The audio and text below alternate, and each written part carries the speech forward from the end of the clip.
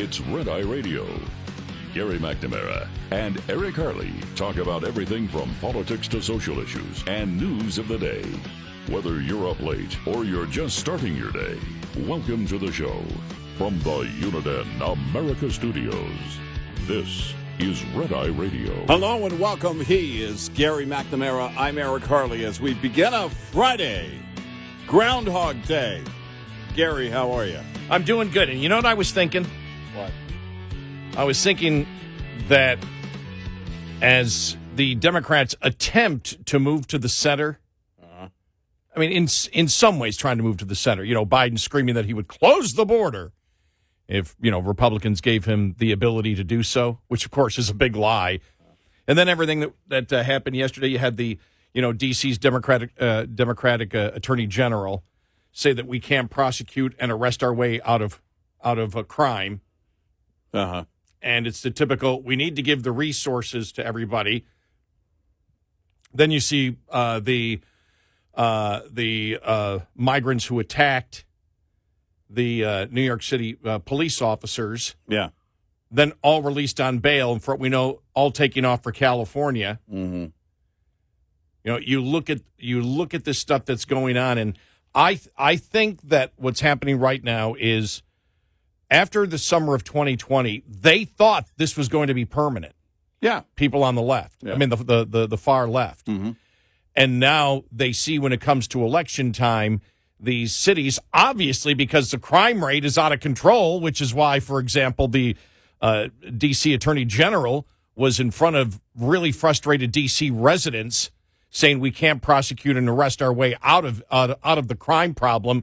Yes, you can. Yeah. That's actually how you do it. Actually, that's how you do it.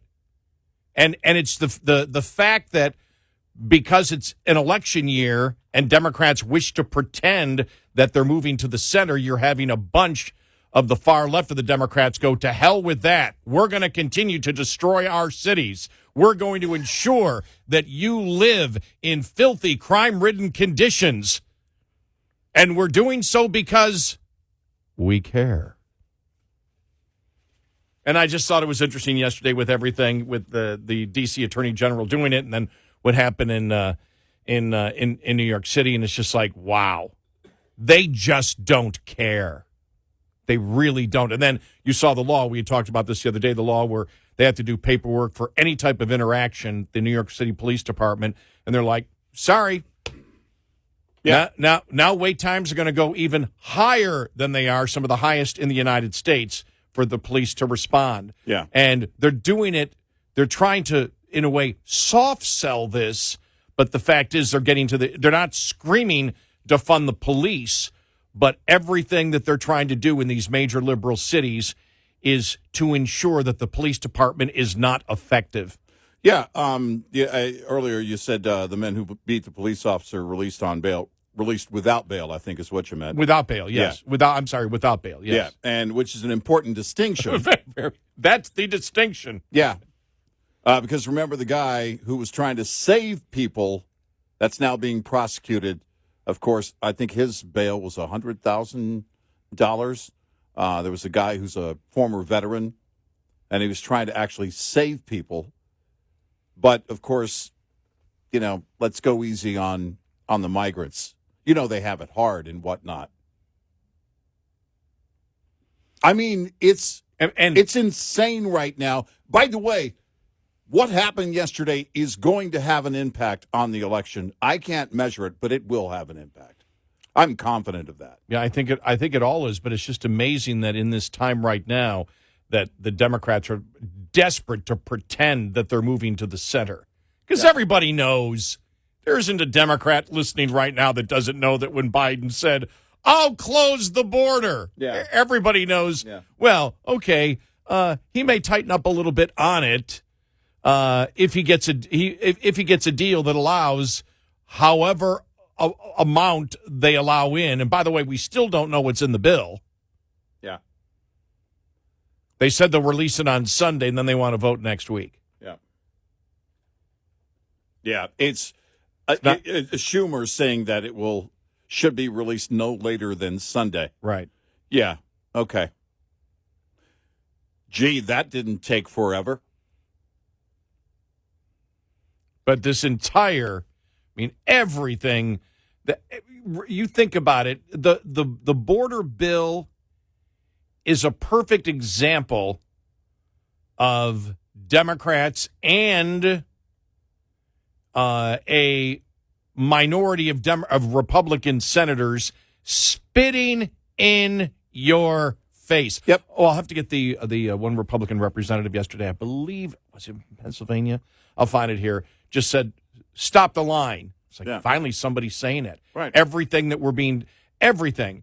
The Democrats are lying to you about it. The Republican senators are lying to you about it.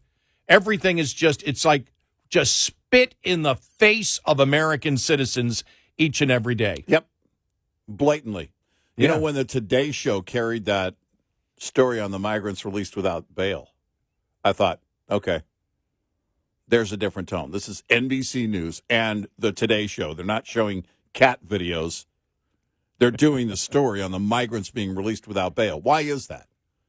Because the people in New York City, including those that work at the Today Show, that's a great point, are greatly concerned about this situation. As they should be. Yeah, I think that's a great point that, you look at the national media, and so much of it is based out of New York and Washington, where they have and we and you put it together. What I was just talking about, where they're complaining about crime, New York and Washington. Exactly. Well, that's where the national media is. That's where all the national media is. So the local story becomes a national story. Exactly. Because they're all dealing with it. Yes. And every day they go to work, they're thinking about it, right, as everybody else is. Right. Because it's in the news. Yeah, I was thinking about that yesterday. Because I thought it's really getting a lot of publicity. It really, really is.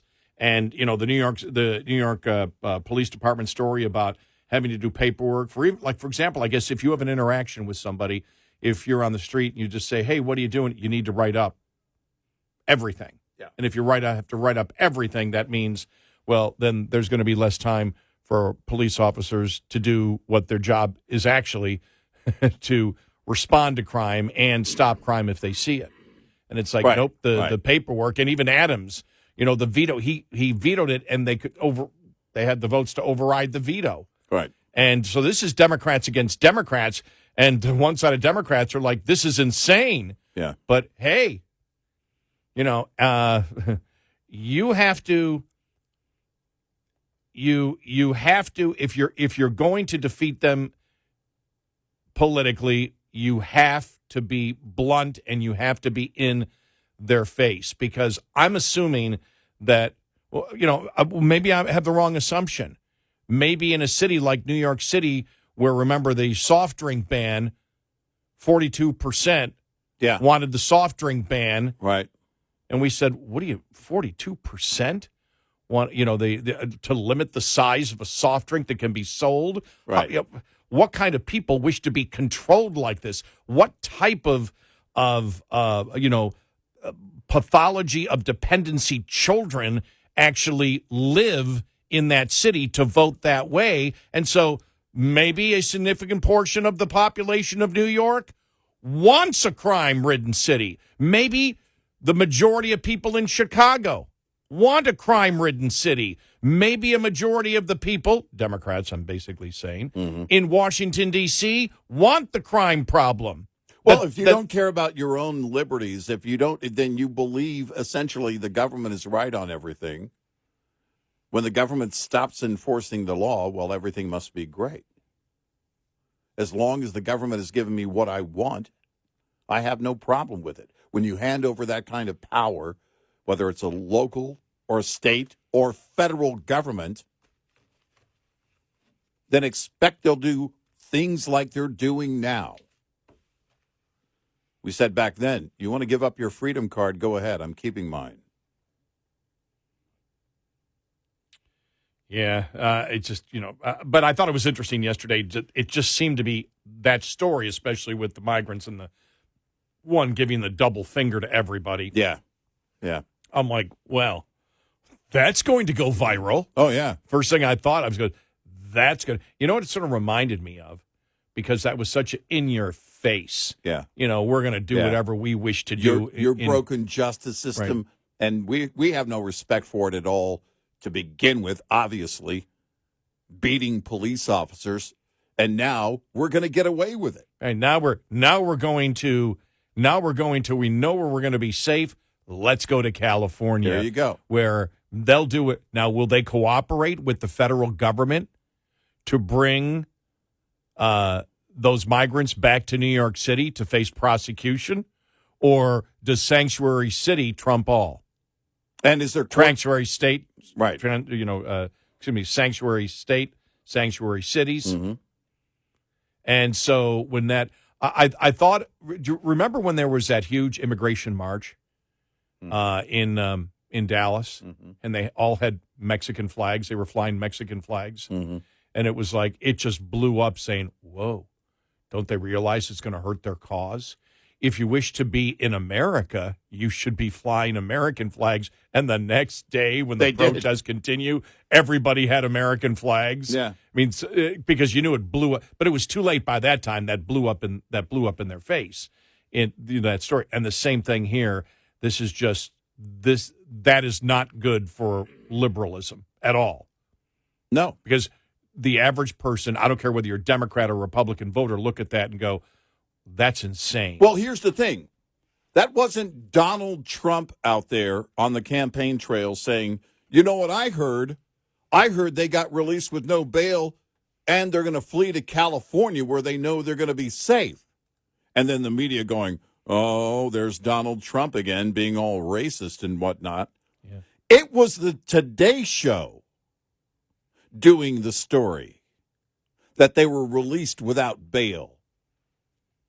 Mainstream media, the people of New York City, you didn't have to get Donald Trump involved.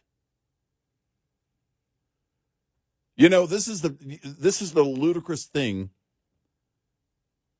We've been watching this thing build forever, for many years. I said the other day, since 1973. Heck, it might go even further. But in recent years, under the Biden administration, all bets are off. Open border. Oh, I'm sorry, they beat some cops? Okay, no bail. They're going to California? Have a good time. Former Marine tries to save some people from a psycho on a subway. He's being prosecuted with a $100,000 bail. Now, a jury may find him guilty. But the point is, you beat cops as an immigrant, you beat cops, and you're not being detained? Yeah, any Democrat justify that one. Justify that that's a good policy. Right.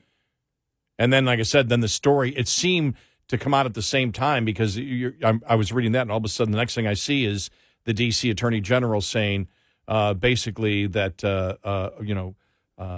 targeting the criminals isn't the solution. Think about that. Arresting and convicting criminals who commit violent acts is not the answer. I mean, think about that. Think about that statement. I know. Complete idiocy. It's not the answer. Putting them in jail is not the answer. Then what is? Because you clearly have the answer. And I don't want to hear about this, well, they need therapy. BS.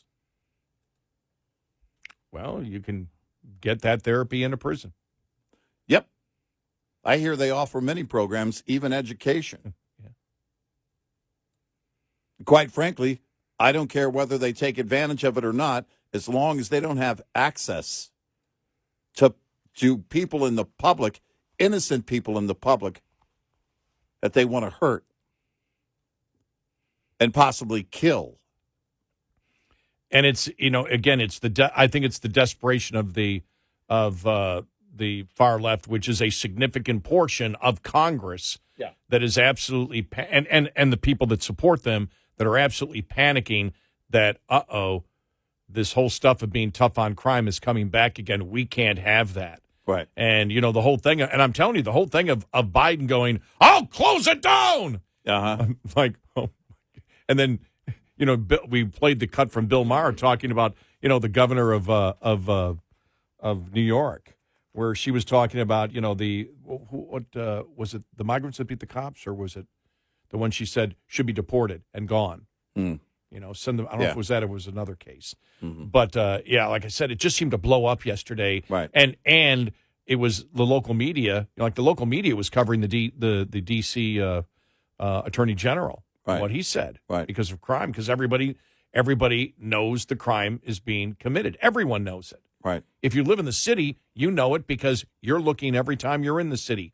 When you're in those high crime zones, you're paying attention on a consistent basis. Yep. It affects you each and every day. Yep. And then they come out and the D.C. Attorney General, whose job it is, his job is to prosecute and convict, is saying, well, prosecution and convictions are not is not a way to solve the problem. Right. Of course it is. It's the number one way to solve the problem. Yeah. Put the people. It's actually how you do it. Well, and remember, for shoplifting, what was it? 1/3 of the shoplifting, remember, was it New York City? Was committed by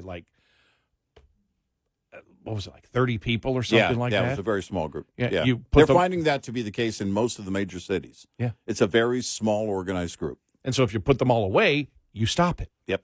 No, it doesn't work that way. Yeah, right.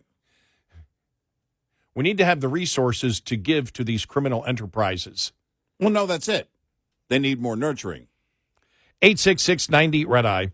This report is brought to you by Shell Rotella. With advanced synthetic technology, is designed to help keep your rig running with more mileage and less maintenance. Starting and charging system-related issues are one of the most common causes of winter breakdowns. So when your batteries talk, it's important you listen.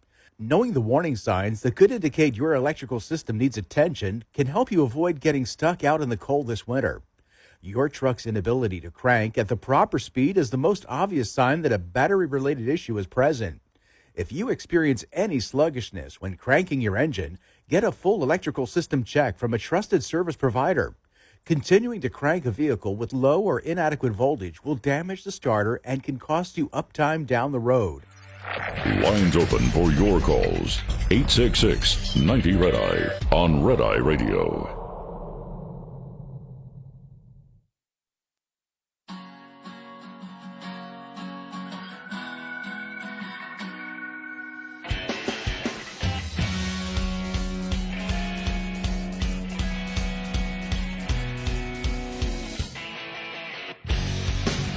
It's Red Eye Radio. He's Eric Cronin. I'm Gary McNamara. The other thing, because the crime thing just really hit me yesterday, saying, wow, the Democrats are doubling down on the whole concept of, defund the police. And if they can't say defund the police, they're doing everything they possibly can to allow these cities to go down the tubes because of crime, and they don't care about the citizens of either New York or Washington, D.C. And I thought, I was amazed how big those two stories was. The migrants who attacked the New York City police officers with no bail, and then apparently immediately leaving and going to California is what the story is there. And then the Attorney General of D.C. saying that arrest and prosecution and conviction of criminals isn't the solution. It's like somebody who is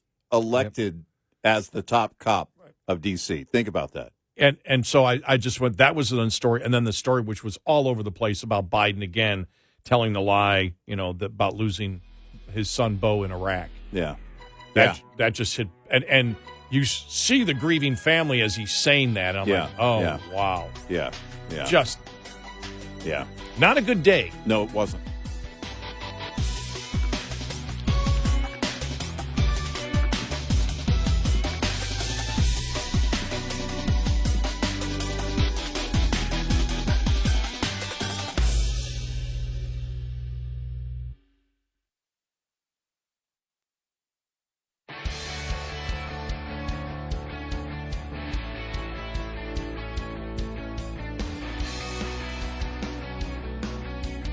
the most influential radio show in the world. On now, at this moment, Red Eye Radio. And we're going to tune into it later. Oh, wow. But it is true, and everybody knows it. Oh, and then the other thing, since this is Friday, it's just like, what and another thing Friday. And it's and another thing Friday. Yeah. Because I'm just thinking of the stories. This is when I woke up yesterday and talked to Dad, and then was working out and doing a bunch of other stuff. And I just, when I went on my phone and then turned on the news at the same time, it was just a barrage of impressions where I went, well, that isn't good. And I'm thinking, again, there's the substance of the issues and the politics of the issue. And I was thinking the politics of the issue for the Democrats on the migrants. I mean, that couldn't come at a worse time. The imagery of the one suspect just giving the finger to everybody, the double finger. You do that. Basically, he's saying, I'll do whatever the hell I want to do in America, and you can't stop me. Yep. And so that was just the impression of that was incredibly powerful to any American that saw it. It was all over the place, as you stated, even on it was on the Today Show, and then the Washington Attorney General, the Washington D.C. Attorney General, who said, look, prosecution and conviction, is not what's going to solve the problem. That's right. That's almost like a quarterback saying, look, getting touchdowns and field goals are not going to solve the problem that we have here. Right.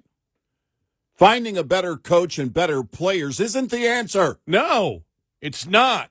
A stadium is. Right. It's making sure that all of our games are on Peacock. That's right. Streaming is the answer. Right, exactly. Everybody knows that. Or, as the teams, you see this, and I know a lot of teams do it, but I just love it when a team that's always bad is always changing their merchandise. Yeah. Well, now we have the fourth uniform. Right. Go buy the jersey for $150. Yes. I'm sorry, that was like from a couple of years ago. Buy the jersey for $300. Yeah, exactly. It's interesting because, there's been story after story that's come up about all these cities that are now doing a living wage. They're doing, and most of them are temporary, but they range from $500 to $1,000 a month. And the media is doing the story. Look at how it's helping people. Well, not the living wage. It's the minimum basic income. The basic income. Welfare. Right. City welfare, whatever you want to call it. Because they're all calling it something different. And the ludicrous story that came out the other day, well, it keeps them from it helps to quell the fear that they have about money. So it has a great psychological effect. Yeah, you just were shaking your head, rolling your eyes, going, what? Yeah, I did. What? You're over there going, what? Could you explain further? No, that's it. No, could they explain further? Yes. Well, that's what I meant. Do they? I'm not attacking you. I can't explain anything. You're just the messenger. I can't explain anything that the left is doing. And then they try and now imagine, because you could honestly say giving people money is not the answer. Because it isn't. No, it's not. No. But if you say that to, how dare you? Look what they're doing with this money. Look, they're now, showed one lady playing in the park with her kids. You know what I would be doing if I had time to play in the park with my kids and I was worried about money? Working. Really? Yes. Wow, Now, I don't like my kids enough to take them to a park, but if that were the case, and it would also be weird because they're all adults in their 30s and 40s, but if that were hey, we've been known to take over a park or two. That's the liberal way. arresting criminals isn't the answer. Giving people money. And by the way, there were in one of the cities, you don't have to, look, here's, you apply for it. Boom, we're going to give it to you. And in most every case, it's temporary. But inevitably what happens? You start giving out the money. And then when you run out, people start screaming. And that's where you build the political support to make that permanent. Right now, they're trying it in. They're putting it in motion in Houston, Texas, and they're going to start with $500 a month for those that are going to get it. They had 48,000 applicants the first day alone. Well, but if you're going to do it, cities and states are the way to go, because you can't go into debt like the federal government can, and that's what the federal government is attempting to do through this tax bill that even has Republicans lying to you. Republicans in the House. Republicans in the House that are attempting to be conservative. Was it the Wall Street Journal that talked about how, Jason Smith attacked them for saying, this is welfare. And also the fact that we talked about it, that going after retroactively, for the interest for, there's a couple of things that retroactively, making interest payments completely deductible isn't really going to help the economy. And the fact is that by doing it, by the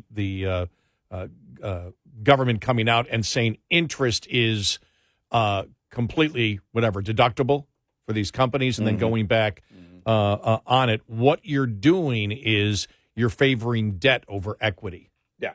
And that was the point, that they shouldn't be doing that. And it's like, so the Wall Street Journal, here it is. We explained at length how the tax bill's income redistribution via child tax credit isn't worth retroactive business provisions that do little for growth. When presented with some of our criticisms on CNBC, Mr. Smith said this week, of course the Wall Street Journal is not going to be favorable because his tax policy is focused on working families, small businesses, and Main Street, not Wall Street. He goes, you have to admire the chairman for accusing us of doing exactly what his bill does, appease corporate interests. Yeah. The prime example is the bill's loosening of the net interest deduction. In 2017, Republicans who understood tax policy worked to tighten the interest deduction to reduce the tax code's preference for debt over equity. The tightening provision was implemented in 2022. The bill is essentially undoing the successful part of tax reform. Even as members claim to be extending the Trump tax cuts, Mr. Smith apparently wants to preside over the return of Ways and Means as Gucci Gulch, the safest space in town for K Street lobbyists to roam. Mm-hmm. Oh! Yeah. Oh! But this is again, as we told you, this is a problem with the Republican Party. And you see it right there. And Jason Smith, look, we criticized the Wall Street Journal for one op-ed piece they did earlier this week. They're right on here. Yeah. And for Jason Smith to come out and say that the Wall Street Journal in this particular case is only interested in, basically promoting, as he said, Wall Street and not Main Street, couldn't be further from the truth if you're familiar with the Wall Street Journal editorial page, right. which is different than the Wall Street Journal news division, just so people know. Mm-hmm. We criticized, I forgot what we criticized them early for, we didn't understand, or we criticized them for op-ed pieces. They left something completely out on one of the bills. Oh, immigration bill. Yeah. Oh, yeah, the immigration bill, that op-ed piece was a piece of garbage from the Wall Street Journal. I'm still convinced somebody hacked the account and posted that from Axios. Well, the other thing I wanted to bring in here about with the crime thing, I don't want to interrupt myself too much here. Yeah, I do that enough for you. I don't want to be changing the topic of the direction where I thought I was headed. But the other thing that just was big this week, because you think about it, the Cori Bush and Rashida Tlaib oppose barring October 7th terrorists from the U.S. Representatives Cori Bush and Rashida Tlaib were the only two votes against a bill in the U.S. House of Representatives on Wednesday that would ban Palestinians who joined in the Hamas terror attack on Israel from entering the United States. Yeah. And then you had the Ilhan Omar, where her loyalties lie. You saw that one. Mm-hmm. DeSantis said, she's not going to be. I don't believe there's any way to do it, but, she should be deported from the country, I guess. And I'm like, oh, okay, that's the thing that you picked up on? And, yeah. And I'm like, okay, I was wondering why that's what DeSantis, jumped on. I'm not criticizing him. I'm just wondering why that's the one. Because emotionally, yeah. I mean, these people are not Americans. They don't wish to be American. They're in America. They want the benefits that come from the United States, but they work against everything that they work against the United States Constitution each and every day. Oh, yeah. Who the hell would sit there and say, let's let Hamas terrorists into the United States? Well, we know people that have committed terrorist acts. Yeah. Well, we got the head count. We know. So I understand when people say kick them out of the country. I don't know how you do it, which law you do. I don't think there's a law that allows you to do it. But understand where these people, where they're coming from. They don't wish to be American. Yeah. They wish to change America to something else, and they're pretty blunt on it. Yeah, right. Yeah, well, they want to transform America, which means what? They wish to change the Constitution of the United States. I don't. Well, ask them, any of them, about their patriotism. They'll scoff at you and tell you how bad America is. Yep. And so that's going to be a problem for the Democrats all the way through, because that's not going to stop. And for some reason, the mainstream media seems to be covering these stories. And then, and then Hakeem Jeffries comes out and is defending them. I'm like, you just need to shut up. Because as soon as you bring it up, then even people that may be leaning Democrat go, well, what's he talking about here? Well, what did they say? Oh, they said that? Really? Yeah, keep it in the news. Yeah, keep the conversation going about it. And when I saw that, I went, dude, you need to shut up. You're not going to win that one. Nope. It's like, and don't give me, they have a free speech. We know they have the free speech, but with the free speech, they're telegraphing exactly where they stand, which is completely and totally anti-American. Exactly. And they're members of Congress. Well, they have the power to work against the United States officially. Think about that. Yep. That shouldn't be the case. 866-90 Red Eye. We'll be right back with more Red Eye Radio with Eric Harley and Gary McNamara.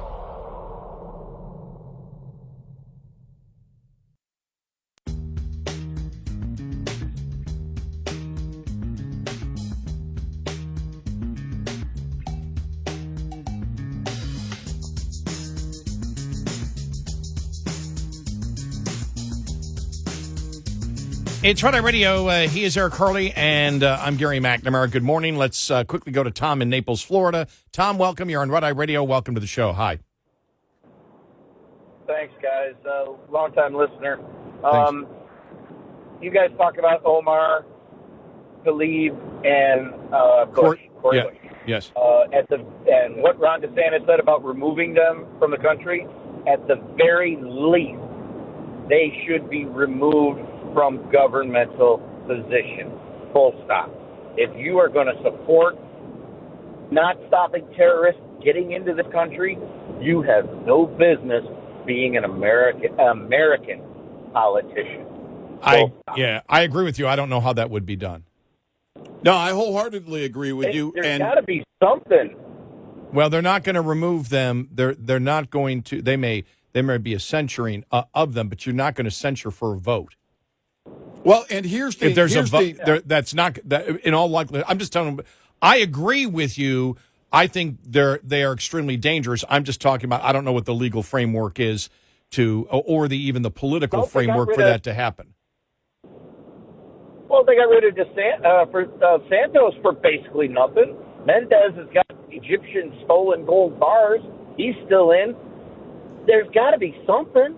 Well... I mean, you blatantly but when you talk about Right. When you talk about Menendez, though, you talk about, number one, the Democrats are in charge over there. If it was Republicans, he probably would be pressured to, if he was a Republican or if Republicans were in charge, there would be a lot more pressure. I agree with you, because he is accused of committing a crime, which is, again, that's when you get impeached and removed from office the vast majority of the time. And look, these radicals, we need to keep in mind, have radicals who vote for them. And that's something that we have to keep in mind, because there is no way that you can go forward. I don't care how you felt about them leading up to now. Now you know. If you had any question, now you know. And if you still vote for these radicals, you're a radical just the same. Thank you. We appreciate the call, Tom.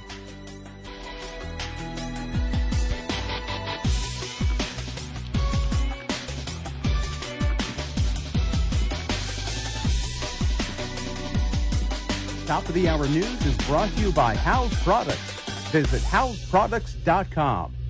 This is Red Eye Radio on Westwood One.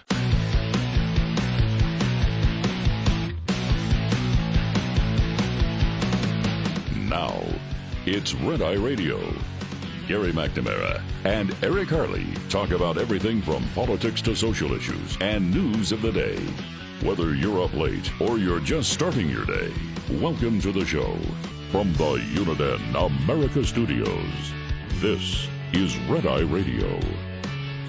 all across America and around the planet, we are Red Eye Radio. He is Eric Harley, and I'm Gary McNamara. Good morning. Thank you for being here. And another thing Friday. And another thing. Just want to address the last caller, because we had talked about the squad, really. Three of the members of the squad, and their absolutely anti-American statements. One with the vote, and one it would have been Omar that had the where her loyalties lie, which was not with the United States. She never mentioned the United States in a speech. And the other one was the vote to not allow Hamas terrorists into the United States, and they voted against it. And the caller said, well, they should be removed. I go, well, you may see them censured or an attempt to censure. As I think yesterday, Marjorie Taylor Greene was she going after all of them? I can't remember, or whether she was just going after one. You're not going to get censured for a vote. Mm. It's not going to happen. Mm-hmm. And he said, and he mentioned Menendez, Senator Menendez is still there, and the gold bars that were found. Yep. And if he was a Republican, he probably would be out. Yep. If he was a Republican, or I say that, or if the Republican Party led the Senate, he might be gone. And he said, well, then the other point that we didn't get a chance to address, he said, well, Santos got kicked out for nothing. Well, that's not true. What does he have? 23 felony count indictment. All right. And just some of the crimes that now he is the first member of Congress to be kicked out before being convicted or not being part of the Confederacy. Santos was. Mm-hmm. But remember, the Republicans led it, and which you have to understand. Let me just very quickly here the charges against him, just so you know.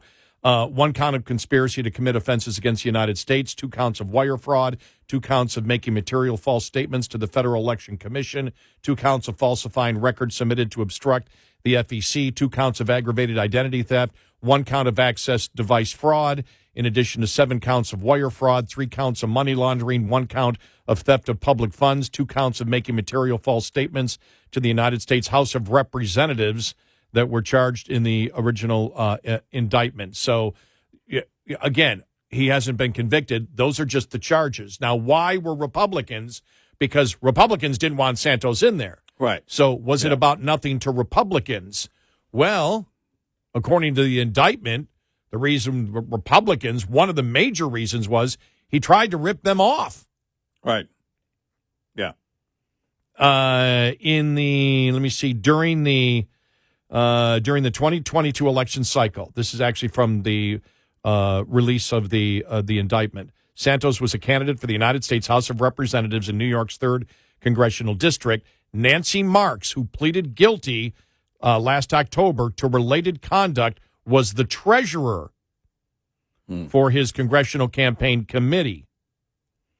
During this election cycle, Santos and Marks conspired with another to devise and execute a fraudulent scheme to obtain money for the campaign by submitting material false reports to the FEC on behalf of the campaign, in which they inflated the campaign's fundraising numbers for the purpose of misleading the FEC, a national party committee, and the public. Now, they say that, they did it for the purpose of misleading the FEC. Well, they had to do that because they wanted to get the money. The intent was to get the money from the Republican Party. Right. And specifically, the purpose of the scheme was to ensure that Santos and his campaign qualified for a program administered by the National Party Committee, which is the Republicans, pursuant to which the National Party Committee would provide financial and logistical support to Santos's campaign. To qualify for the support, Santos had to demonstrate, among other things, that his congressional campaign had raised at least $250,000 from third-party contributors in a single quarter in order to get the money from the Republican Party. Right. Well, that's when the fraud came in. Santos and Marks, according to the indictment, agreed to falsely report to the FEC that at least 10 family members of Santos and Marks had made significant financial contributions to the campaign, when Santos and Marks both knew that these individuals had neither made the reported contributions nor given authorization for their personal information to be included in such false reports. In addition, understanding that the National Party Committee relied on FEC fundraising data to evaluate candidates' qualification for the program, Santos and Marks agreed to falsely report to the FEC that Santos had loaned the campaign significant sums of money when, in fact, Santos did not make the reported loans. So that's why he was trying to rip off the Republican Party, or successfully did. Right. I don't know I'm assuming he got the money. Yeah. And so if you wonder why would Republicans do it? Because he tried to rip them off. Right. So I just wanted to qualify. And again, I don't know where this is going to go. On the conviction. Yeah, because I don't have all the evidence in front of me. Right. But the caller said he was removed from Congress for nothing. And that isn't the case. That's not the case. No. And if you wonder... We agree with him on the others. Yes. So just to make that clear, I didn't get a chance to do it. We hit the Menendez thing, and why? Because Democrats view things completely differently. I mean, that's just the way, because the Democrat voter will accept that. Yep. Well, and with Menendez, you have maybe one or two Democrats that are saying, yeah, he probably needs to get out. There's not a lot of pressure from his own party. With Santos, there were people in the party saying, wait until he goes through the system and has his day in court and the whole thing, and and all of that before we act. But there was really no one in defense of him saying that there's nothing here. The debate about Santos was whether or not he should be removed now before a conviction, whether he should be asked to step down before a conviction. So, but that's the difference. The party itself was putting most of the pressure on him. If you had a couple of Republicans that voted in the House against banning members of Hamas,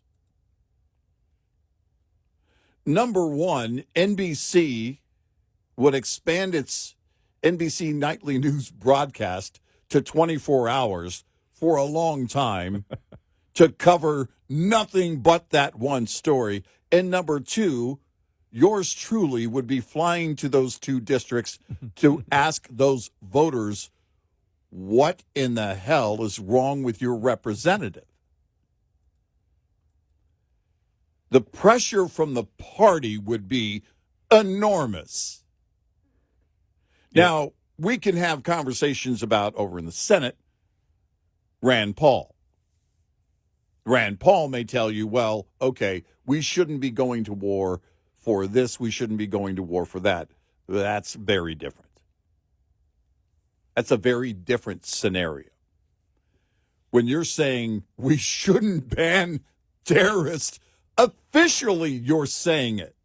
Yeah. Not him hawing around with the media, like Karine Jean-Pierre. Well, I think we need to, as I have said a million times, the way she always starts, this is an official vote by an elected representative, by multiple elected representatives, both in the Democratic Party. And I'm glad it came down that way, because they're both extremely radical. And if the people of their districts vote for them again, those people, the ones who vote for them, are also extremely radical. Yeah, Marjorie Taylor Greene introduced a resolution to censure Omar. Omar's campaign saying that the translation of the video was wrong; it was mistranslated. Okay, and she didn't. Right. Yeah. Okay. And so we'll see what happens there. But you're not going to kick members of Congress out for a vote. It's not going to happen. No matter how outrageous the vote is, they're not going to, because the Republicans would not set that precedent. Right. Because they know that the Democrats then would go hog wild with that. Well, I mean, they would want to, because they would take it to the extreme, and then over in the Senate say, well, Rand Paul is against going after terrorists, in the way that we do when we go to war, blah, blah, blah. So we should remove him. Republicans should remove him. And right, but censoring means nothing. It might have used to been, maybe it used to be, a mark on your reputation. Since they went after nothing, unless the only thing that means anything is removing somebody from office. Yeah, right. Everything else, censoring means nothing. Impeachment means nothing. They're all just political tools now. Well, we said with Trump, he took those and campaigned on those two impeachments. You think about, and they were bogus. Both of them were bogus. He wore them as a badge of honor, not a scarlet letter. And the radicals on the left, if you censure them, it means nothing to them. I won't say that they would wear it as a badge of honor, because censoring is not what impeachment is. So it would be even less. I don't even think they don't even blink at censoring today. So it really does nothing. No, it doesn't do anything. And they're not going to, like I said, they're not going to remove two members of Congress for a vote, no matter how radical, no matter what you learn on the vote about these people. It's which we knew already. Yeah, right. I mean, if you haven't figured out that that Tlaib and the vast majority of the members of the squad are not in favor of American interests, you haven't been paying attention. Right. No, I mean, it's a good thing that this happened the way that it happened for those who weren't aware of that. And I'm hopeful there are enough people in their districts that go, whoa, we may agree with them on a number of radical things, but this crosses the line. I don't know that to be the case. We'll find out. Yeah. We'll see. But that was in the news, though. That was my point. My point was not kicking them out. The point was the fact that all these things from exactly my point. Crime really doesn't matter in the cities anymore. Mm-hmm. Yep. Oh, let's let the migrants just take off to California, no bail. Now they're giving the American public the finger. Yeah. And then in Washington, D.C., the Attorney General there stating, well, look, prosecution and conviction is not what's going to solve the crime problem. Actually, it will. Yeah. That's a huge part of how you solve it. In fact, that's your job. The reason your job exists is because that's what helped deter crime, is to put people in jail who commit crimes. Right. Jeez. It's just, and so then this thing too, also with the with the squad. All these things seem to go viral over the last couple of days. And I'm like, not a good couple of days for the Democrats. Horrible week. Horrible week. 866-90-RED-EYE. Brought to you by FPPF, Fuel Power Max. Surviving and thriving as an owner-operator has just as much to do with managing costs as it does with generating revenue. Understanding basic principles of operating costs can save you thousands of dollars a year. Costs are not the same each month. If 9,600 miles are driven one month and 10,000 miles the next, two different sets of costs apply for each month. For example, if your tractor payment is $1,850 per month and you drive 9,600 miles in the month, your tractor payment is costing you 19.3 cents per mile. Drive 10,000 miles, though, and that same payment will cost you 18.5 cents per mile. This is one of your major fixed costs while paying off a truck loan. The difference in this example is only a fraction of a cent, which may seem like small change, but it ultimately amounts to $960 more annually on the bottom line. Because though fixed costs do not go down over time, you can reduce your cost per mile with more paid miles. Brought to you by Shell Rotella, with advanced synthetic technology is designed to help keep your rig running with more mileage and less maintenance. We'll be right back with more Red Eye Radio with Eric Harley and Gary McNamara.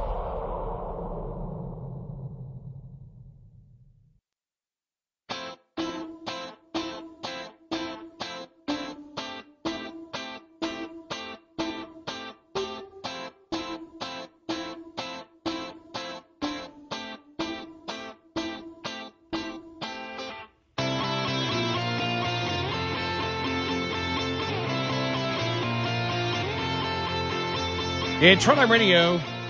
He is Eric Harley, and I'm Gary McNamara. Good morning. Thank you for being here. This story. Chinese lithium giants Ganfeng and Tianqi, I have no idea whether I'm pronouncing the name of the companies correct or not. Sounds good, though. Warned investors. I shouldn't have even said. I should have just. I should have said sounded more, right on. I should have said with more confidence. Nah. Chinese lithium giants, Ganfeng and Tianqi. Just go right through it. That was like a Biden. Don't even look back. It was like a Biden. Yeah. Chinese Those guys lithium in charge of that outfit over there. Chinese lithium giants, those guys, warned investors on Tuesday that their profits are plunging by up to 80% as the demand for electric vehicle batteries weakened. Ouch. Putting a glut on lithium that drove prices down. Don't tell Biden that. He'll want to send taxpayer money. To China, exactly. Yeah. Well, we need to boost these Chinese companies to get the battery stuff going back again. Right. Ganfeng posted a note to the Hong Kong stock market that said net profits declined by up to 80% in 2023 because of the cyclical nature of the lithium industry and the growth rate of demand slowing down. Caused a significant decrease in the price of lithium salt products. So there you go. The one company's share fell by 5% after the announcement. Their rivals suffered a 6% decline after making a similar announcement of their profits slipping by up to 73% in 2023. The South China Morning Post quoted estimates that EV sales are still growing in China, but the pace is down considerably from 30% in 2023 to an estimated 20% in 2024. China currently produces about 58% of the world's battery-powered vehicles. Ganfeng and Tianqi are two of the world's largest suppliers of lithium products. So, you think about, what's his name? Mr. Tesla. Elon Musk said the other day that the only way that the United States is going to remain competitive is to put tariffs on China's electric vehicles. Oh, he would love that, yeah. Right, to protect it. But I thought about that. Think about this. Does the Biden administration wish to do that? Because if you put a tariff, and I don't know what the tariff would be, so people were forced to buy American electric vehicles what do you think the cost of lithium would be? What do you think China would do with the cost of all the products that the United States needs in order to produce EVs that come from China, knowing that the United States isn't going to mine for lithium? Well, because I mean, the Democrats are trying to close it down wherever they can. Any of the nations that have these major lithium fields would jump in as well, not just China. Think about that because, okay, wait a minute. You know, they're going to be limited now. We know that the lithium fields available to the United States are, you know, very limited. So now we can raise our prices. So not just China, anywhere where we would import lithium from. Right. The retaliation would skyrocket EVs even more. Yep.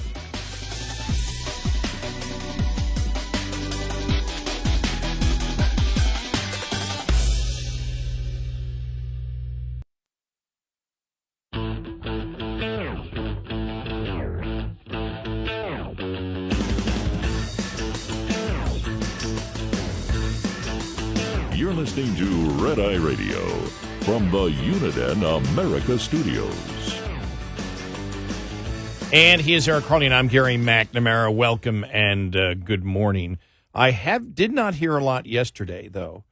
I'm going to play some audio from Mike Johnson here in just a moment.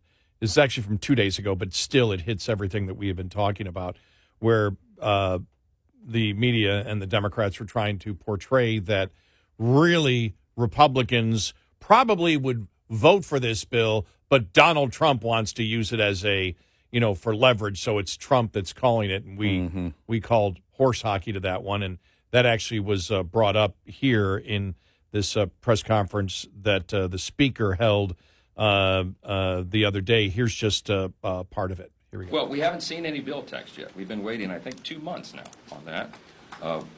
It's hard to make a judgment about something you haven't seen. All we know is the reports and rumors, I suppose, that have been leaked. I hope some of this is not true. But from what we've seen, clearly, what's been suggested is in this bill is not enough to secure the border. And we have to insist. We have a responsibility, a duty to the American people to insist that the border catastrophe is ended. And just trying to whitewash that or do something for political purposes that it appears that may be is not going to cut it, and that's a non-starter in the House. Mr. Speaker, the former president has made it clear that he doesn't want you guys to move forward on this, and judging by his comments, he clearly wants to campaign on this issue. Have you spoken to him about the Senate proposal, and are you simply trying to kill this to help him out in the campaign? No, Manu, that's absurd. We have a responsibility here to do our duty. Our duty is to do right by the American people, to protect the people. The first and most important job of the federal government is to protect its citizens. We're not doing that under President Biden. We have only a tiny, as you know, razor-thin, actually a one-vote majority right now in the House. Our majority is small. We only have it in one chamber, but we're trying to use every ounce of leverage that we have to make sure that this issue is addressed. I have talked to former President Trump about this issue at length, and he understands that. He understands that we have a responsibility to do here. The president, of course, President Trump, wants to secure the country. President Trump is the one that talked about border security before anyone else did. He ran on, as you remember, building the wall. Why? Because he saw this catastrophe coming. He knew that if we did not get control of it, we would be in this situation. And that's why President Trump took executive actions. He used his executive authority to get that system under control. President, exactly the opposite. And that is what has caused this crisis. It is well documented. I'm happy to share with you all, if you haven't seen it yet, our documentation of the 64 actions they've taken. At least half of those, more than half, could be immediately reversed with the stroke of a pen. And Joe Biden refuses to do it. And it is outrageous to us. Yes, ma'am. There you go. You take something that the Democrats thought would be used to their advantage. Okay. Yep. They're doing this. Just Trump doesn't want to accomplish anything at the border and solve the problem because he wishes to be reelected, and then he can solve the problem. Yeah. And we're like, and when we argued that, we debated that point a few days ago. And so to see Mike Johnson say that, I wanted to make sure that we played that, because that's how you handle that question. You take that question that is viewed as a negative. Oh, you're really not going to do something that would help secure the border just because Trump wants to get elected. And he's like, well, no. And he just laid it right out and said, and by the way, we've got the 60 whatever number of things that Trump or that Biden did when he became president to cause what happened at the border. Trump took care of the border because of his executive orders following American law that is already in existence. Biden used his executive action to do this, and nobody challenged him on it. Right. Because you can't. No, you can't. And, that was, I think, well handled by the speaker. The same thing that seems to concern him concerns pretty much everybody in the equation, with the exception of a handful of Republicans in the Senate and pretty much all of the Democrats in the Senate, and that is what's in the bill. But And we'll see. We're supposed to see, according to Schumer, sometime by Sunday. Sunday at the latest is what he said. So I'm guessing Sunday around 6 p.m. And you and I mentioned it was an article, op-ed that was written, I believe, on yesterday's show. We brought it up where the left was pounding on Mike Johnson and making this statement saying, oh, he doesn't even know what's in the bill, and he's saying that they're against it. Yeah. It's like, no, if you hear the context, because there's two separate. There's this press conference and the one he did a few days earlier on it, where he came out and he goes, I don't know what's in it.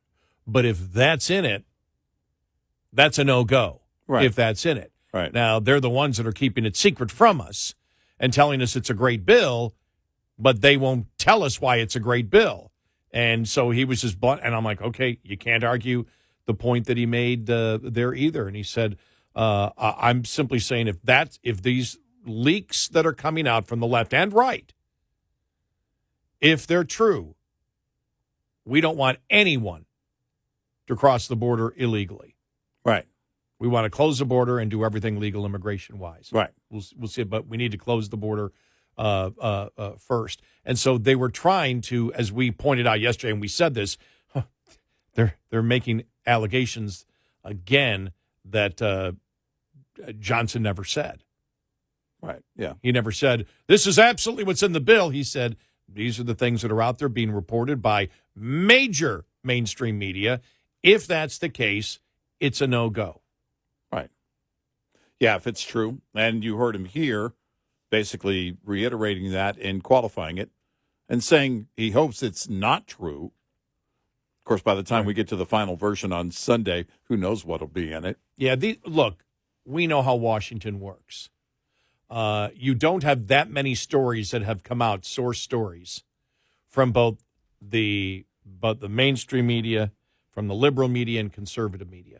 Mm-hmm. You don't have that many stories come out saying, here's in the bill. And they're probably using different sources, too.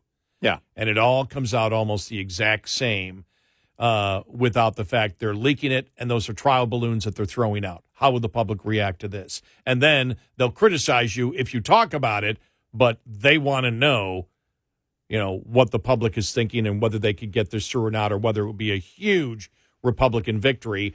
And I think right now, if it's anything like this, I mean, even if it's that, who knows, they may go down to 2,000 or 3,000, whatever. That's not going to be acceptable. It's like, no. Yeah, yeah. And I was waiting for somebody in the media to ask Speaker Johnson, GOP leadership in the Senate said your welfare bill is DOA in the Senate. Do you have a response to that? As they trade horrible bills here back and forth. I was kind of waiting for that question. It never came.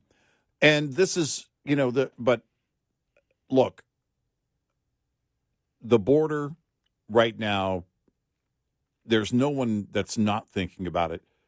And what amplified it yesterday, the images of that migrant flipping off the media with that smirk on his face, no bail,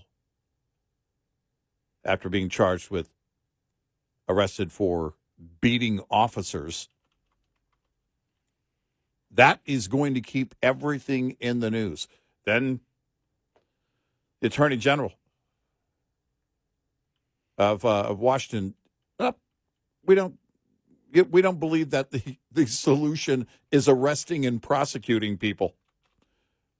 The person who's at the top of the food chain there for arresting and prosecuting says arresting and prosecuting is not the answer. Yeah, you really can't make this stuff up, can you? No. I mean, it's insane. Because I would have said, so you're saying your job is a moot point and that your position should be eliminated.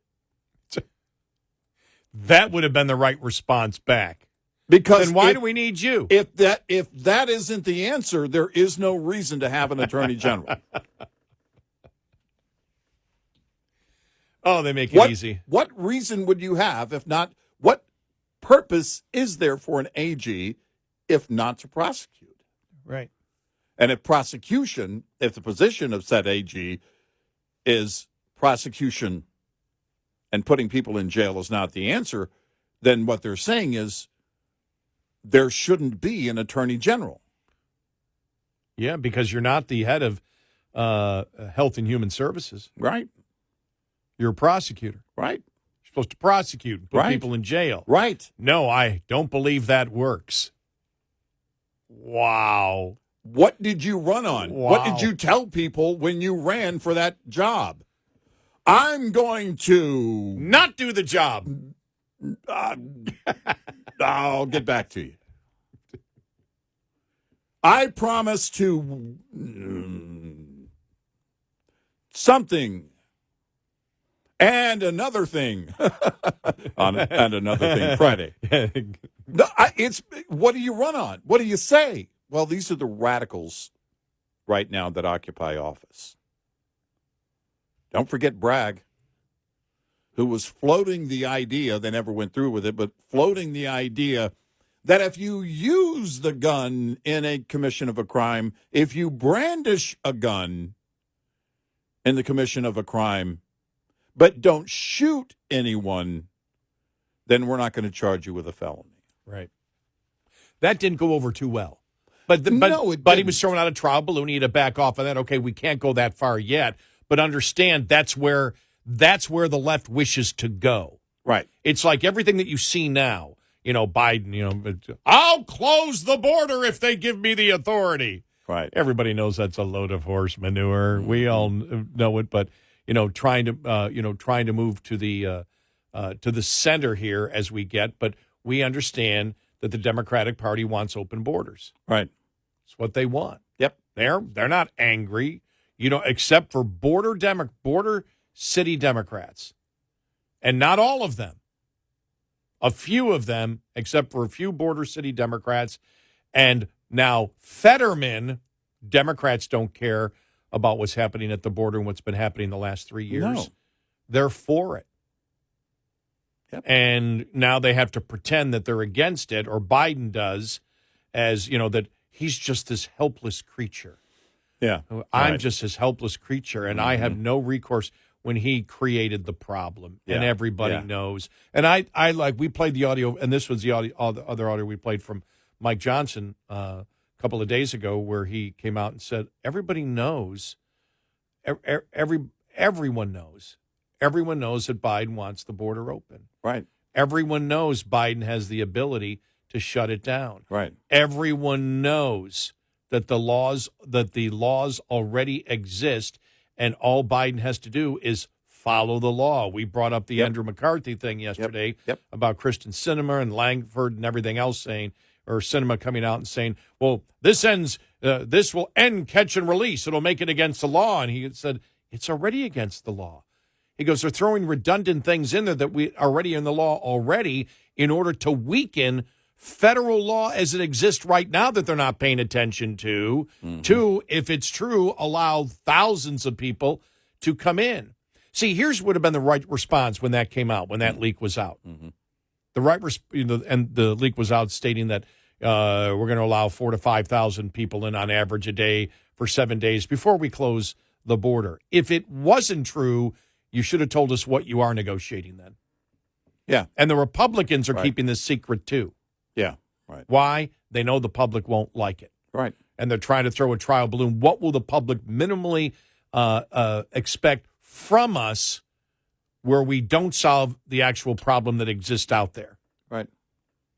But this is, if you ever want to see what's wrong with the Republican Party, both the border bill with the Senate Democrats and the funding bill with House Republicans. That's the problem right there, as we've said. Yep. And both of them are lying. And about by the what's in way, the they're bills. doing this in an election year. Yep. Yeah. That tells you they think this will help them in an election year. Yeah, I know. Blind. They are absolutely wearing blinders. 866-90 Red Eye. Coming up, more with Gary McNamara and Eric Harley. It's Red Eye Radio.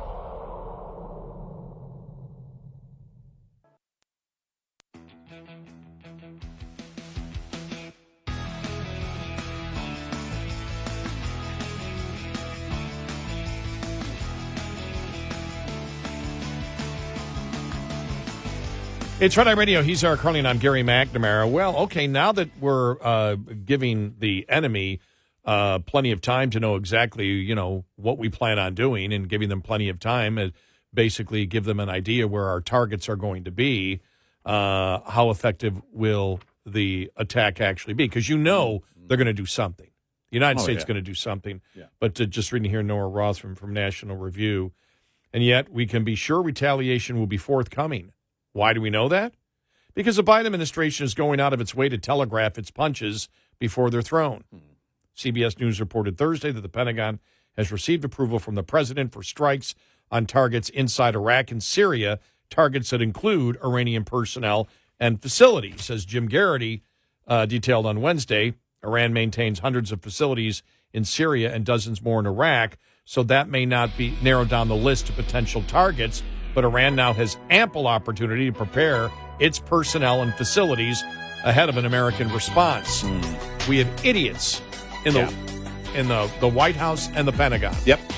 For letting that out. Sorry.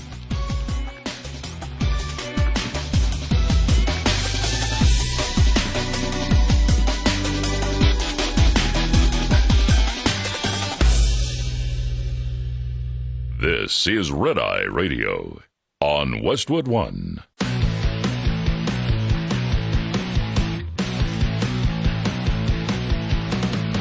Now, it's Red Eye Radio. Gary McNamara and Eric Harley talk about everything from politics to social issues and news of the day.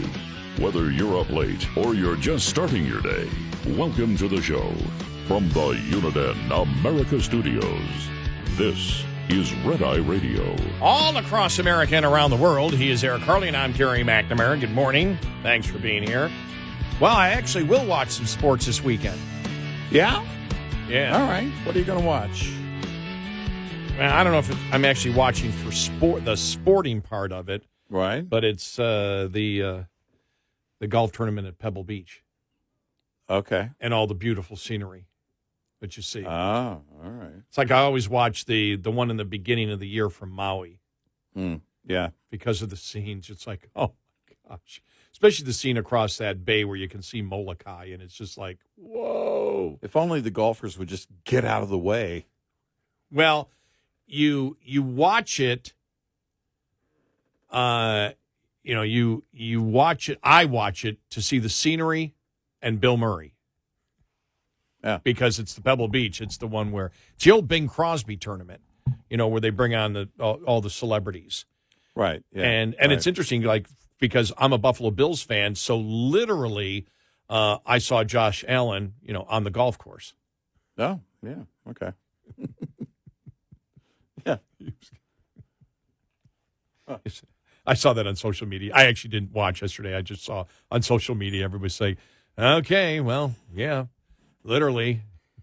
Yeah. Whenever your team loses in the playoffs or they don't make the playoffs, well, they're heading to the golf course. Saw it all over social media from my Bills friends yesterday going, yep, there he is on the golf course. Yeah. But no, I'll probably watch a little bit of that. All right. In other news, what did we decide to call today again? What was it? And another thing. Friday. And another thing, we didn't really get to talk about Biden and his pause on liquefied natural gas exports. Right. I mean, this is just It's pure insanity. And I'm reading here from the Washington Examiner, a robust course of congressional Democrats, business leaders, and Republicans, as well as international allies, are calling on President Biden to undo the pause he placed on liquefied natural gas exports. You know, the funny thing is, you told me the other day, before I actually did any research on it, you're the one that told me, you said he really didn't give any type of answer or reason for doing it, except he was quoting the most radical activist on climate change and was never making a point about why it would affect climate change. They just kept repeating the words climate bomb in the stories, and I thought, wait a minute. He's responding to these radical protesters, and that's it. Yeah. And it's interesting because what's gone viral in over the last couple of weeks, well, maybe not viral, but I've seen it a bunch of times, is about Biden and fuel. And it's because who was it who didn't know that Biden said he would close down all? It was Granholm. Granholm, the yeah, energy Granholm, secretary. Yeah, that's why. I never heard him say he was going to shut down drilling and that's why that. Remember that and fossil fuels or whatever the quote was. Right, yeah. And he said it to that woman. No, and he got angry. At this activist when he was campaigning and so that's made the rounds again. And all of a sudden, boom, this happens. Well, you had congressional Democrats, business leaders, and Republicans, as well as international allies, calling on Biden to undo the pause he placed on liquefied natural gas exports. Almost in unison, they say his decision actually undermines his own climate agenda, jeopardizes national security, empowers Russia and Iran, and creates a schism within allies who depend on this clean energy from the United States to fuel their countries. Longtime Ohio Democrat Representative Tim Ryan, who retired last year, admitted in a post on X that the halt was a major political issue, that the Democrats have to just put themselves squarely on the wrong side and would hurt his party's ability to win in the Great Lakes Midwest. He wasn't the only Democrat complaining. Pennsylvania Senator John Fetterman and Bob Casey, the latter of whom is up for re-election this year, said in a joint statement to the Washington Examiner that as senators who represent the second largest natural gas producing state, they were going to push Biden to undo his decision. This industry has created good-paying energy jobs in towns and communities across the Commonwealth and has played a critical role in promoting U.S. energy independence, the statement said. They said that the immediate impact on Pennsylvania remains to be seen, but they have deep concerns about the long-term impact the pause will have on thousands of jobs in Pennsylvania's natural gas industry. Hey, right, Fetterman's new, and Fetterman seems to be coming around in the right direction, so I'll give him a little bit of a break. Bob Casey Jr., you give me a break. Don't come now when Biden does it, when you have not rallied on a consistent basis against the Democratic parties and their insane climate change agenda. Yeah, look, this is, they know exactly what this is, and they also know what kind of damage an immediate situation like this causes. But they know how we got here. But you can't do that in a state like Pennsylvania, the birthplace of oil drilling in America. You can't do it. You can't do it. And so it goes, the decision was pegged immediately as a gesture to shore up young people and climate activists for the November election, especially when Biden admitted his decision in his statement was based on heeding the calls of young people and frontline communities who are using their voices to demand action from those with power to act. He charged that MAGA Republicans willfully deny the urgency of the climate crisis. Yeah. Well, what about the Democratic senators from Pennsylvania? Yeah, right. Are they MAGA Democrats? Mary Landrieu, a Democrat who served as a U.S. Senator from Louisiana from 1997 to 2015 and is now a senior policy advisor for Van Ness Feldman, an advocacy firm on energy, environment, and land use issues, said as a supporter of Biden, she is deeply disappointed in his decision for a number of reasons. I think politically it's the wrong step for our economy, and it undermines the president's own climate initiatives, which have been historic. Mm-hmm. Yeah. And then I go here. This is from Real Clear Energy. More energy folly from 1600 Pennsylvania Avenue. Some 20 years ago, the U.S. was expected to be looking at a future filled with imports of liquefied natural gas from countries like Russia, Qatar, Algeria, Trinidad. Today, not only is the U.S. self-reliant on natural gas supplies, but we also have enhanced the geopolitical security of our allies around the globe. And this is written by Eric Melito here, and this quote may sound familiar to you. President Biden's decision to halt LNG export approvals undermines these critical advancements, unnecessarily threatening the economic, energy, and national security of the United States Wait a minute. and our allies. Wait a minute. And another thing, Friday, continues, and so does the listening of Red Eye Radio, and we appreciate you tuning in. Again, read that quote, Gary, again. It's threatening the economic, energy, and national security of the United States. Where Have you heard that? have I heard that before? Over the last 5 years? Where? Oh, here on Red Eye. Ow. Exactly with those words, the way that they're written. Ow. It wasn't energy, economic, national security. It wasn't national security, economic, and energy. It's economic, energy, and national security. Suicide is what I've always stated, but you putting it in that order, we went. Well, we read people it, often get quotes wrong from when they listen to our show. So, you know. And another thing, people get quotes wrong when they listen to our show. Yeah. Well, thanks for listening. But, well, tell them where they're wrong. You know, that we've been saying it for a while. Well, it's interesting because everyone knows, even these Democrats know, would say, well, wait a minute, how could this be hurting? Because using natural gas instead of other fossil fuels is actually better for the environment. Right, yeah. By the Democrat standard of climate change. Let me finish that. Right. Yeah, right. And so just like the Keystone XL pipeline, where Biden killed tens of thousands of union jobs, and he's probably, by doing this, also killing, I don't know how many, but he's killing good jobs and probably good union jobs if you're talking about building something on ports.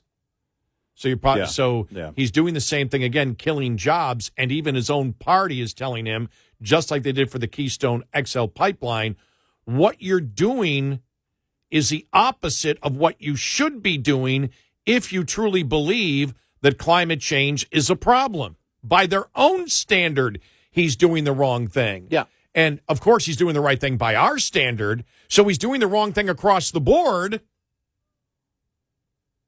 Yeah. And he says that he's doing this to study climate change, even though we know what natural gas does. You don't need a study for liquefied natural gas and what the effects on it when you burn it as compared to coal or gasoline or diesel or whatever you attempt to use. It's already out there. We already know what that is. Right.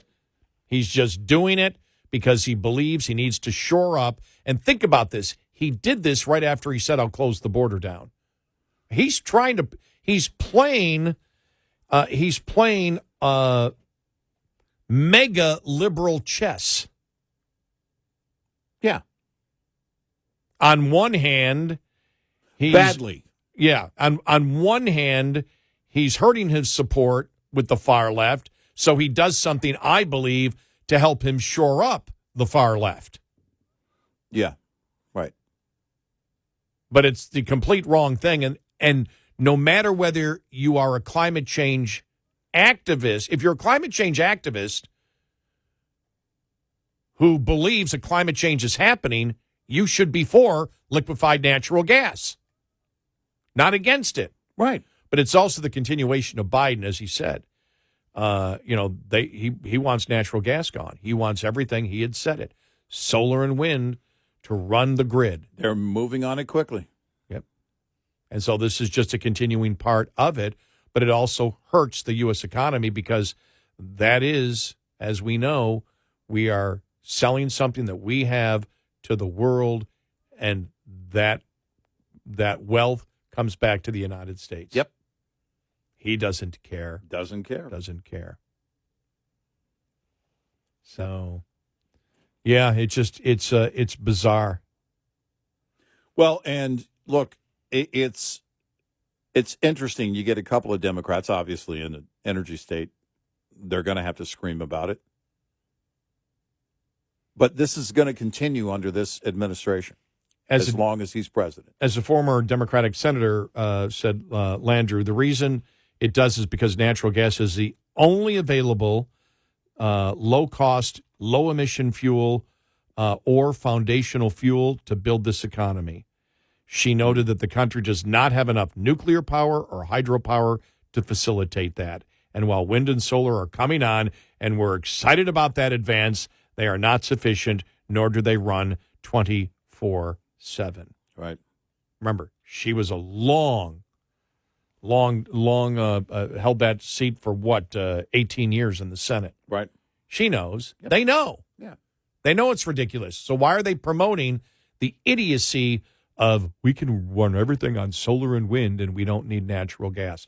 Why would they do that? Why would the president want to make your life harder and more expensive, which is harder? Yep. Why would he do things that even the climate activists, because the climate activists he's talking about are the ones that have no idea what the position is from other climate activists. Mm-hmm. You've got fighting between climate activists now. Well, look, he learned from the best. Under my plan of cap and trade, electricity rates would necessarily skyrocket. Let's make it as expensive as we can. But also, on their way to nationalizing energy production, which is that's been their goal for a long time. They've been very open about it. Here lately, they don't promote that as much, but in the past, they've been very open about nationalizing energy production. And you can't do that without running out all of the private sector companies and breaking their backs and making it too expensive, or just making it illegal for them to make a profit, essentially, and outlawing the use of their product. 866-90-RED-EYE. Lines open for your calls. 866-90-RED-EYE on Red Eye Radio.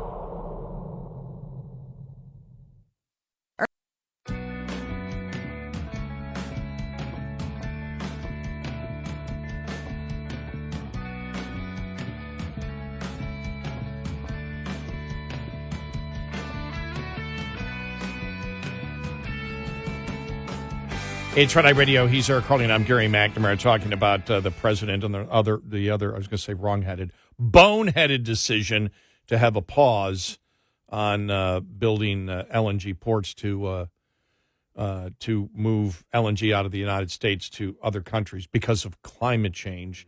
Reading here, more energy folly from 1600 Pennsylvania Avenue. The U.S., with its abundant supplies of both oil and natural gas, has injected a much-needed layer of added energy security for the global market. U.S. offshore and shale players have overcome the federal bureaucracy to boost the nation's energy security and supply our allies around the globe. Our allies welcome U.S. energy, and we should welcome the chance to prove it. And then talking about, what's going on in China and places that aren't using natural gas as we are. And, if you're a Democrat and worried about the whole climate change, well, then you would welcome natural gas. And he writes here, it's indisputable, yet it's often left out of the dialogue, that substantial health benefits are realized by displacing coal with natural gas and power generation. When combusted, coal releases much higher levels of potentially harmful emissions, including greater levels of nitrogen oxide, sulfur dioxide, and particulate matter. On the other hand, the combustion of natural gas releases very small amounts of sulfur dioxide and nitrogen oxides and virtually no particulate matter.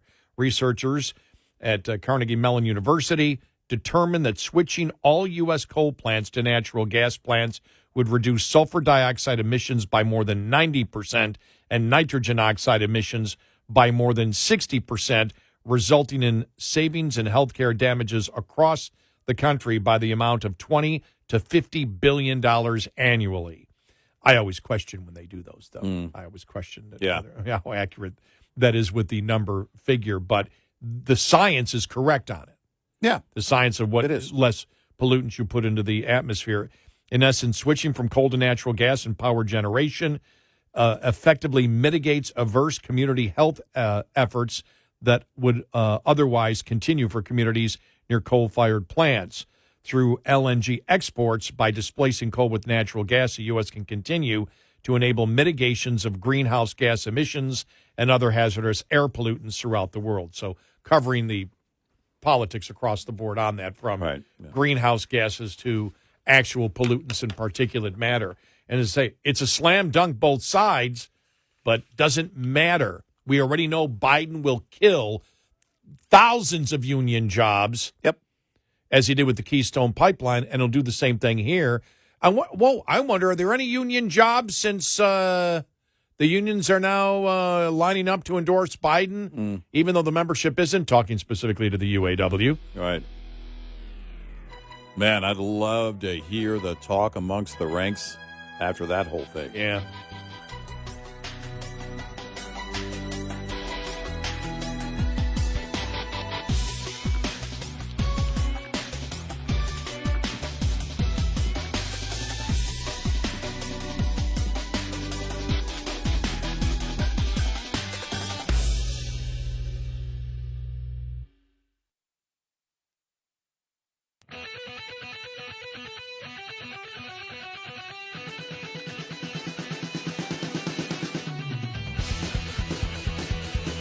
Bringing on the chaos. Gary McNamara and Eric Harley. Red Eye Radio.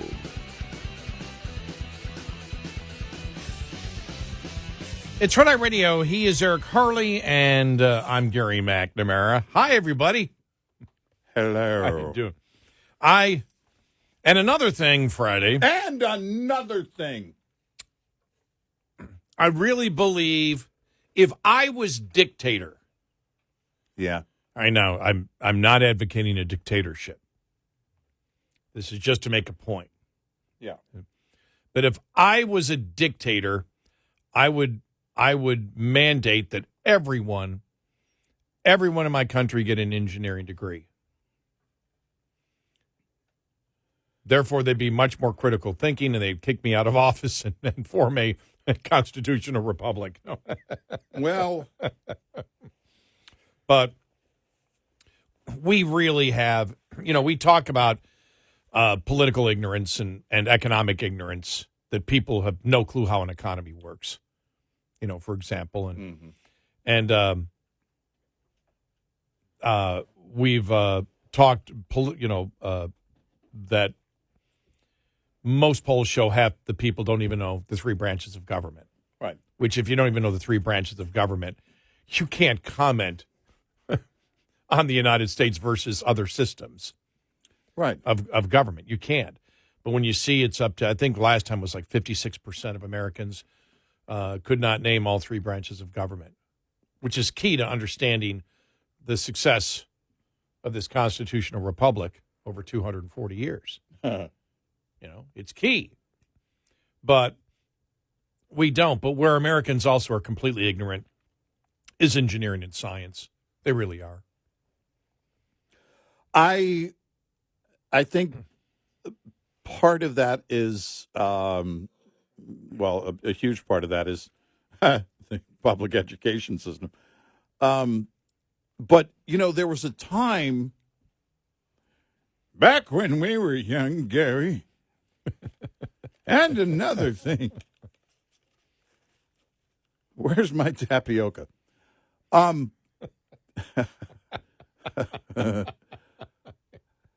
What time is dinner? But there was at least recognition that society was going to need people that could do things with their hands that are critical to a society, jobs that are critical to a society. We've talked about it. Mike Rose talked about it. Back in, that we had trade school type classes in high school. I think that's still the case to some extent, but there was a greater focus on, okay, what's your interest? Well, I'm interested in auto shop. Perfect. There you go. My son took that, right, in high school. But I know that some of that is generational, because there were a lot of parents that were saying, look, I don't want you working with your hands. Go get a college degree, get a high-paying job. I worked with my hands all my life, and I get that. Except, and I don't blame any parent for wanting that for their child. But there was also a push politically to move away from, the types of jobs that are necessary. And we see that with this administration. They by the way, telling the after shutting down the Keystone XL pipeline, you can go learn to code. This is the mindset of these. And by the way, from the same guy, I'm from Scranton. We did things with blah, blah, blah, blah, blah. You've never worked a day in your life. We know. I'm a blue-collar guy. No, you're technically wearing a blue shirt with a collar? Well, when you think that, because when you look at the president is the focal point of, rightly or wrongly, about the direction of where our country is coming in or going to. Right. And we know that after the AOC's Green New Deal, this completely clueless individual about science and economics and engineering. And the same thing with the president and Kamala Harris. When you think about it, you have people that actually believe. Think about this is how, take politics out of it. Just look at him and her. Yeah. And people, Do I have to? People actually believe that they have the ability in their minds to run an entire economy, the most advanced economy in the history of the world, that Joe Biden and Kamala Harris know how to run it. Mm-hmm. And we have said nobody knows how to run it. No, but there isn't anybody. There isn't anybody who can run the. It's like the failure of communism every time it's tried. Right. We'll do it better. Right. You can't. You need the freedom and all the parts to have the freedom and opportunity to do things. And that's individuals throughout the country that you live in. It's not. It doesn't come from the top down. But people actually believe that Biden knows how to run an economy. Think about that. Oh yeah, he knows business. He doesn't have a clue. They don't have a clue about any. No. Nobody who has a clue about science. Think about this. Would ever attempt, as he tried to sell to the American public and still is, that we can run the grid on solar and wind. Everybody knows. Every Democrat listening right now knows that's hogwash. Every single one of you know that. Yet he promoted that on a consistent basis, and then promised to get rid of all fossil fuels. Yeah, right. And then kills thousands of union jobs on the Keystone Pipeline, probably going to kill, if this isn't reversed, more thousands of union jobs by not wanting to have more ports to export LNG to other countries. And he sits there and goes, I'm completely clueless. I don't know how any of this works. But those idiot union leaders that are getting paid by the dues of their union members who completely disagree with the union leadership keeps endorsing me. Yeah. I'm just following what Obama did. Obama said, I'm going to kill coal jobs. West Virginia Coal Miners Union. Let's support him. All right. Who out there, which party wants to kill me? I'll vote for you. Oh, you do? I'm voting for you. And Fain, this is, and he's not the only union leader that's done this. They've done it for ages. The other guy just wants the bailouts for the billionaires and blah, blah, blah. Donald Trump has created more blue-collar jobs than Joe Biden has ever done long before becoming president. Joe Biden doesn't create, if he calls, when his son funnels money to him and he gets his porch done, yes. Because he has to call a blue-collar guy to ultimately do the work, yes. But Donald Trump, how many blue-collar jobs in construction has he created? Of course, and I know I'm going over the obvious for our audience, but it's worth pointing out the insanity and how far off they are at every turn. Fain is a fake. Fain's not a leader. Anybody who says he's a politician, I'm going against what his words, great majority of our members are going to do, deserves to be without a job. There's a guy who deserves to be laid off permanently. I remember when we would have, this goes back years, where, we'd have union people call us and go, you guys are anti-union. And then it came to the point one day and saying, no, actually, your union leaders are more anti-union than we'll ever be. Yeah. Right. And it's like, because are you pro-union or anti-union? I go, they exist.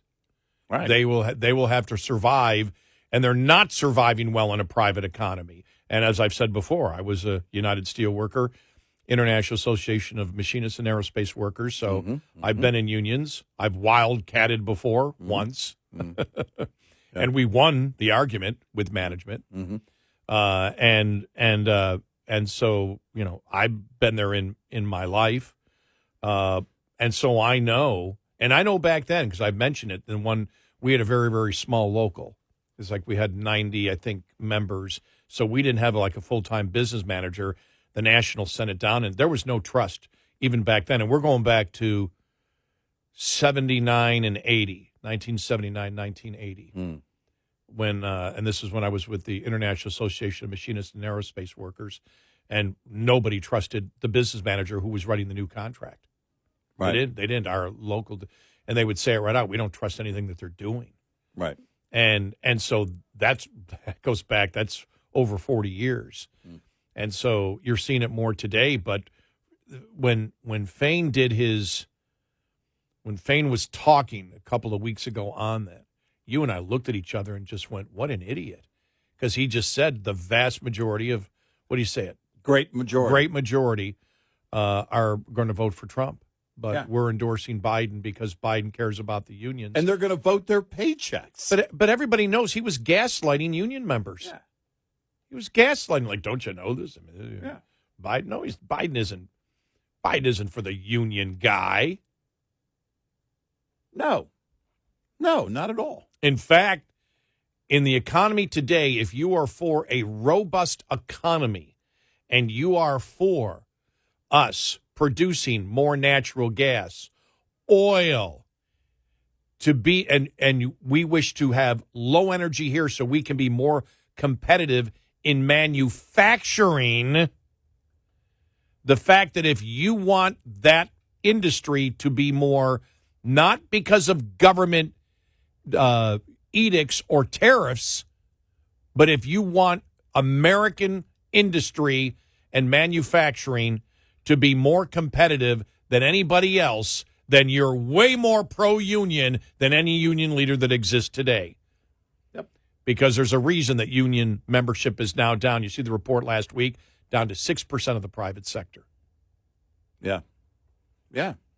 And Biden does it because if you want to know where the great union jobs can still, there's just an observation of where we are as a society, where you can still have a union. It's the highly technical things. Yeah. Yeah, no, it is. It's the pipeline workers and things like that. People that get their hands dirty, but it's much more, high tech and engineering oriented. And that would be your only hope. I don't know how long it will last because it's just because of everything with AI and technology and everything else, we can monitor everybody and what they do, and so you can reward people individually. But if unions think that their future is in Starbucks, you're nuts. You're absolutely insane. Nuts. The revolving door in that sector, there's absolutely no place, no reason for a union there.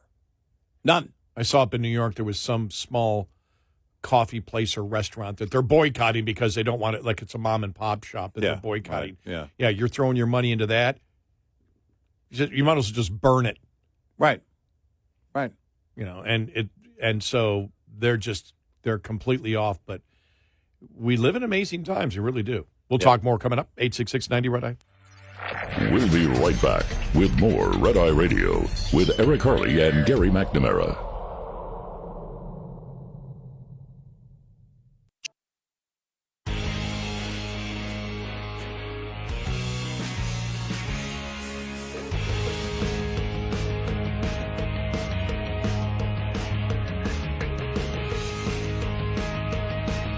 It's Red Eye Radio. He's Eric Harley, and I'm Gary McNamara. Lifelong Democrat asked the question, why can't Biden move to the center? And talks about immigration. I saw this one here because the Republicans are teeing up legislation in order to get Democrats on the record. I mean, the 150 House Democrats, here's the headline here from Breitbart, vote against bill to deport illegal alien drunk drivers. 150 Democrats vote against it. 57 voted for it. Democrats. So it probably will go nowhere in the Senate, but the fact is they're putting these up there now. They're taking votes to get people on the record and just to show you, I think, the public how radical the Democrats are. You said a long time ago, you said it after October 7th. We're to the point now where there are the extreme radicals, and there's everybody else. And everybody else. That's it. And the Democratic Party has become part of the extreme radicals. Yep. And we'll get to more of that, actually, and evidence from a lifelong Democrat who says that.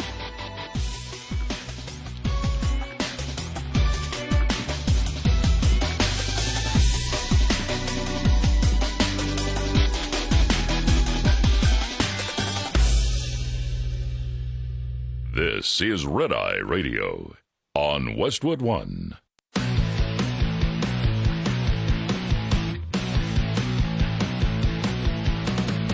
Now, it's Red Eye Radio. Gary McNamara and Eric Harley talk about everything from politics to social issues and news of the day. Whether you're up late or you're just starting your day, welcome to the show. From the Uniden America Studios, this is Red Eye Radio. All across America and around the planet, we are Red Eye Radio. I'm Gary McNamara. He's Eric Harley. Good morning. Thank you for being here. Thank you.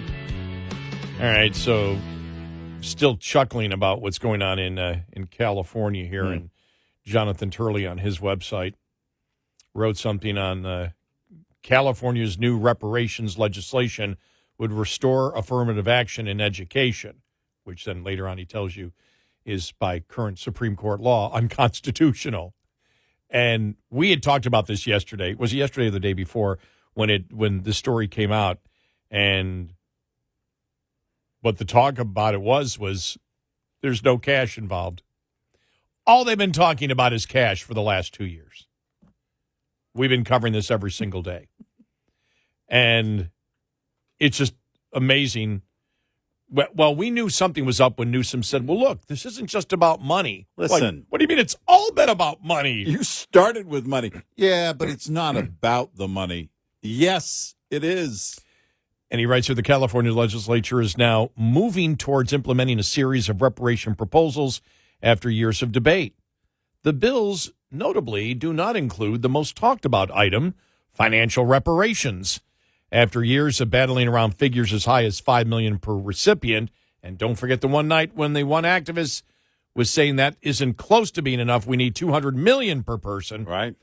Governor Gavin Newsom recently balked at the cost. It's not clear if voters will see this as a bait and switch, given the building expectation of huge cash awards.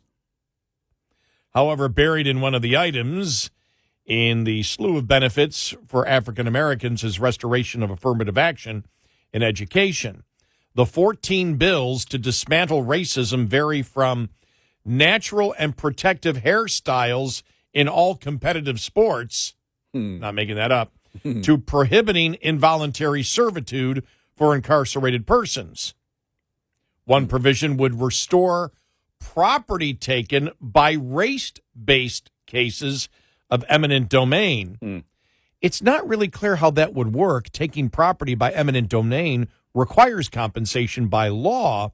If such compensation was not given, it would be a constitutional deprivation regardless of race, and all citizens should benefit regardless of race.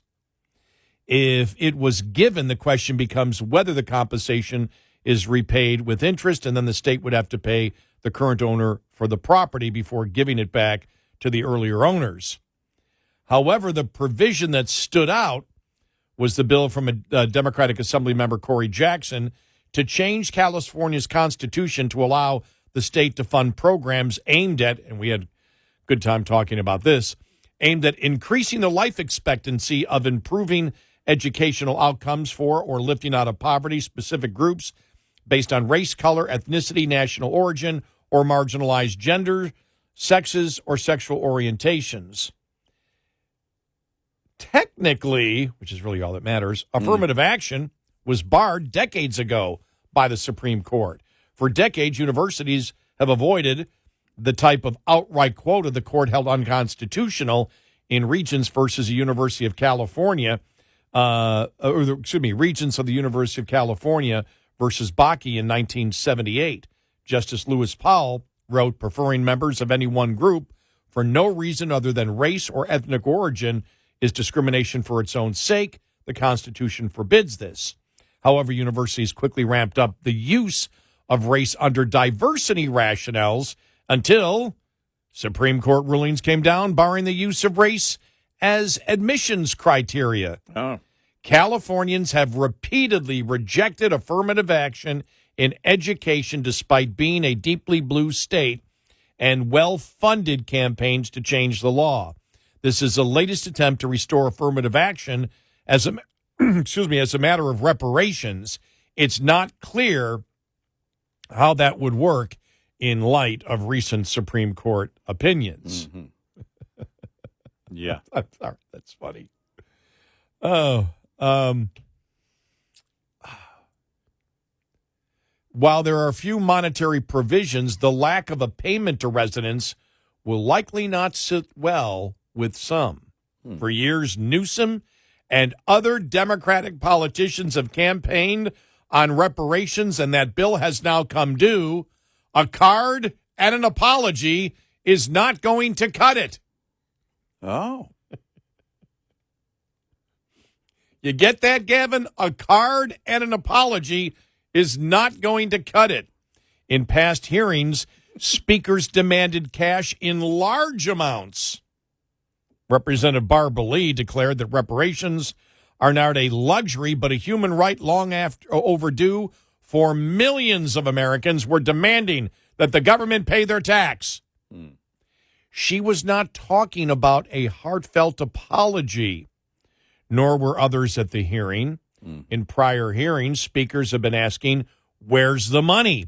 Some warned the Democratic task force that they would not vote for the party unless they received the money before the 2024 elections. San Francisco Board of Supervisors is also facing the same expectation after a recommendation of its African American Reparations Advisory Committee to give $5 million to each eligible black recipient as reparations. Some balked at even that figure. Reverend Tony Pierce asked, "Where's the money? Where's the cash? Where's the check? $5 million?" San Francisco's already made a move. $5 million is nothing. Some congressional Democrats have pushed for similar reparations and passed a bill out of the House Judiciary Committee in 2021 that failed to receive a floor vote. BET founder Robert Johnson has called for $14 trillion in federal reparations. Even Disney has gotten into the act with a controversial children's episode in which cartoon children demand reparations. Most recently, Cori Bush introduced her bill for $14 trillion in reparations. Wow. Good stuff. Cori Bush cannot answer where the money would come from and just said the source is a matter of ongoing discussions. Among Democrats supporting the bill was Representative Jamal Bowman. Boy. The latest news on him and his conspiracy theories on 9/11, who explained the federal government backs slavery rights, so the federal government needs to hold itself accountable for that, and then policies that have continued throughout American history have continued to inflict harm on black Americans. The years for calls on reparations have created a greater expectation, even an urgency. Well, one known California activist declared, "It's a debt that's owed. We work for free. We're not asking. We're telling you."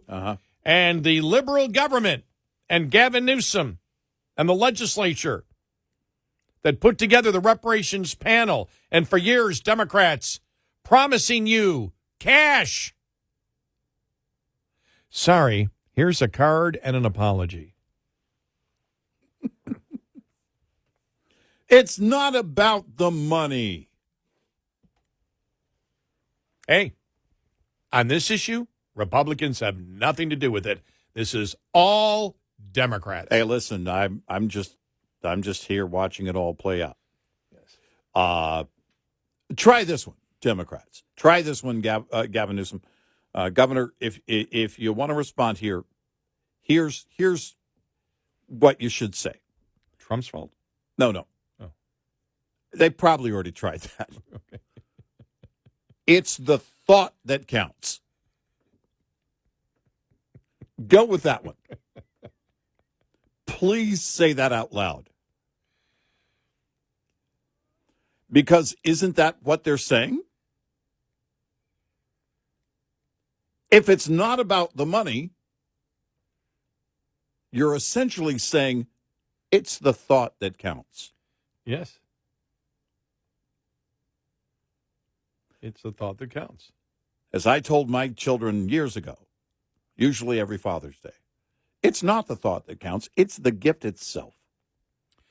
And I forgot that San Francisco is going to have to answer it, and the amount that was talked about there, I believe, was, as they just mentioned in the article, $5 million. Yeah. And I believe that they had, I've got my calculator out here. I think it was 50,000 who they said would be eligible. Right, yeah. And I'm just trying to see what the ultimate amount would be there. Yeah, there it is. $250 billion. Okay. For San Francisco. Okay. $250 billion. Their budget every year is $14 billion. So you're saying there's a chance. So you would say you'd have to raise the money, which would be, remember, it was like they figured out like 680,000 for every household. Non-recipient household. Non-recipient household would have to pay $680,000 in order to do that. And we went, yeah, keep going with that one. In fact, we have encouraged both San Francisco, because we care. Yeah. We have tried to convince San Francisco and, for the $5 million that they should do it right now. Right. And we believe the $200 million figure. Since Gavin Newsom brought this up, he should deal with the $200 million figure for the state of California per recipient. Yeah. Because they came up with it. Right. I mean, otherwise you're saying it's the thought that counts. Yeah. Otherwise, you're saying, listen, we just want to tell you we care. We want to tell you somebody should do something. I mean, how do you respond to that when after he says it's not about the money? When he's the guy that started the whole thing rolling.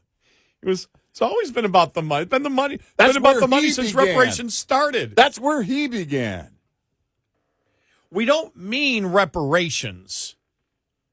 You understand, just like the border is secure, we wish to give you reparations, but that doesn't mean reparations. Well, this is they talk in circles, and this is what happens when they throw out these ideas that they can't implement ever.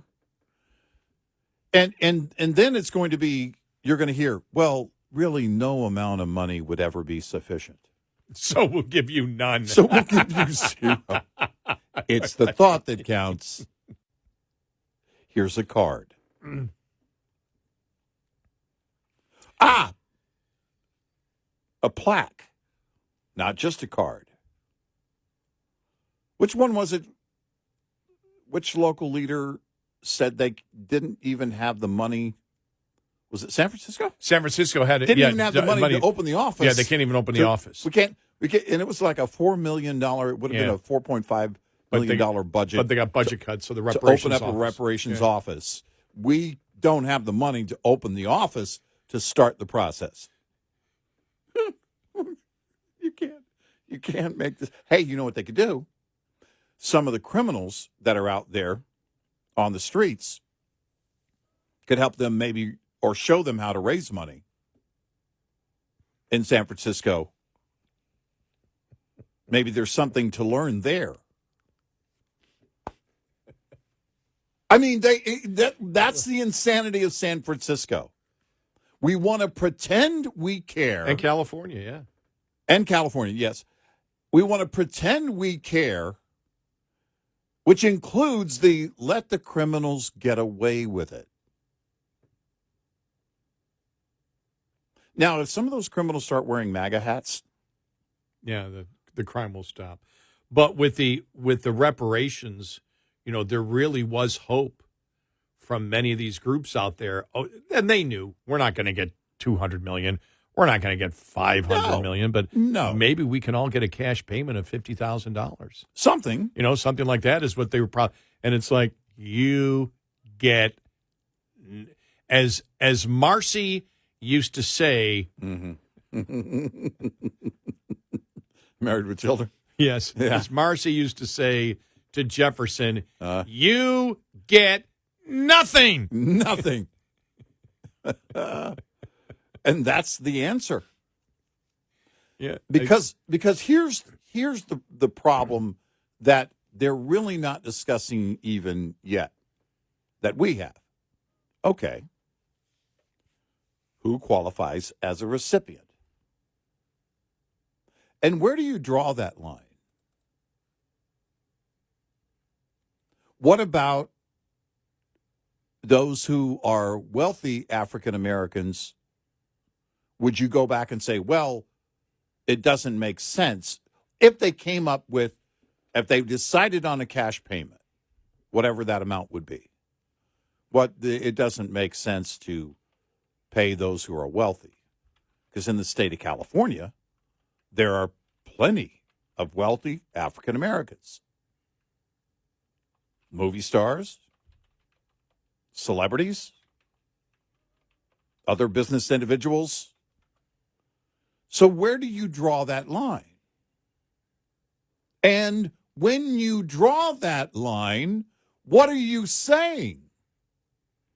And when it's all said and done, let's say they got all of that worked out and it's all said and done.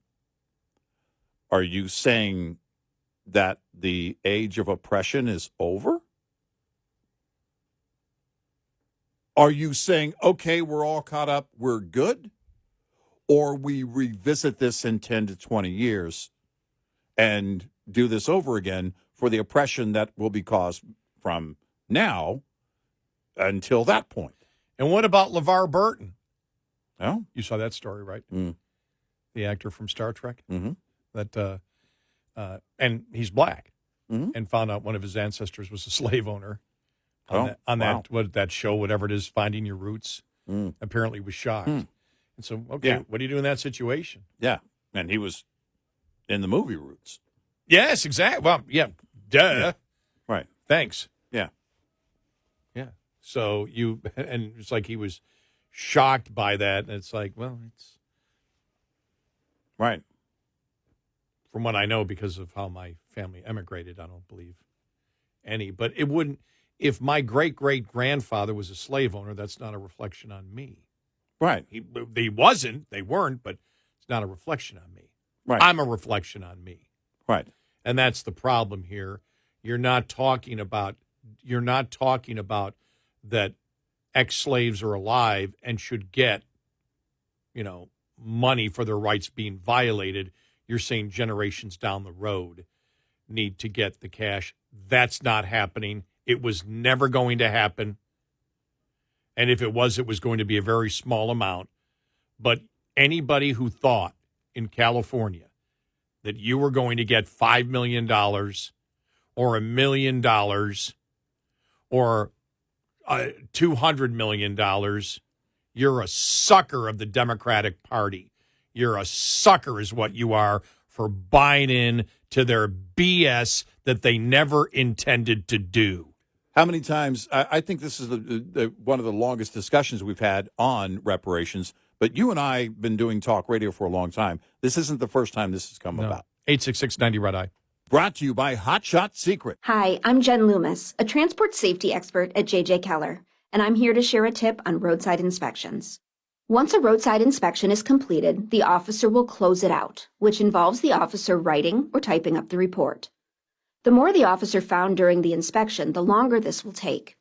If violations were discovered, most officers, as a courtesy, will explain the violations to the driver. If there were any out-of-service violations, the officer will normally explain what must be done to get the out-of-service order lifted. Drivers need to be very attentive during this part of the inspection. The driver also needs to read and understand the complete inspection report. After receiving the inspection report, the driver has 24 hours to get the roadside inspection report to the motor carrier. If the driver will not be returning to a company facility within the next 24 hours, the driver needs to know to get it on the way to you via email, mail, or fax within 24 hours. We'll be right back with more Red Eye Radio with Eric Harley and Gary McNamara.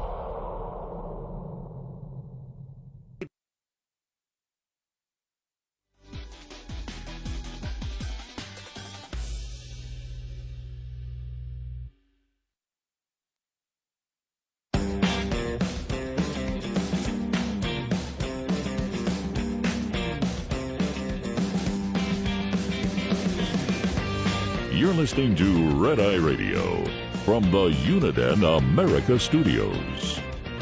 And he is Eric Harley, and I'm Gary McNamara. Good morning. Download our Red Eye Radio app today and listen when and where you wish. And thank you. Yep. All right. This was really interesting. Written by Roy Teixeira, who he's a Democrat. He's been a lifelong Democrat. In fact, we did the story, it was probably the summer of 2022, I believe, because we did the story where he wrote an op-ed piece. I think the Wall Street Journal might have carried it, or the Wall Street Journal wrote an op-ed piece on it, because he's a lifelong liberal who was working for a liberal think tank, left the liberal think tank, went to the American Enterprise Institute, which is a conservative think tank. Yeah. And he didn't go there because he became a conservative. He went there because they said, you write whatever you want. Right. And he said, I can't do that on a conservative think tank. They don't want any other ideas except the approved narrative.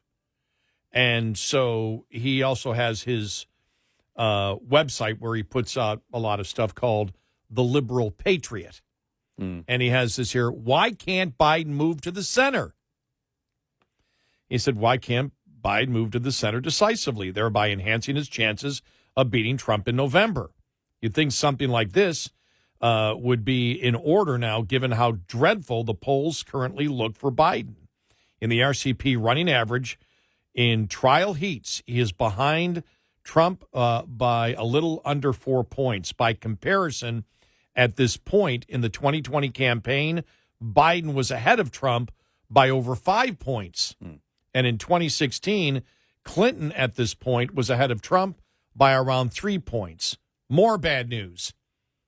The latest swing state polls has Biden behind in every single swing state.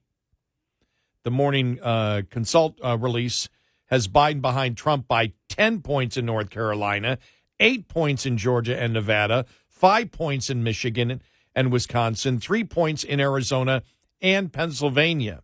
Moreover, the data shows as the economy has declined somewhat as the voters' main issue in these states, immigration has moved up by a similar amount and is now voters' second most important issue in 5 of those 7 states.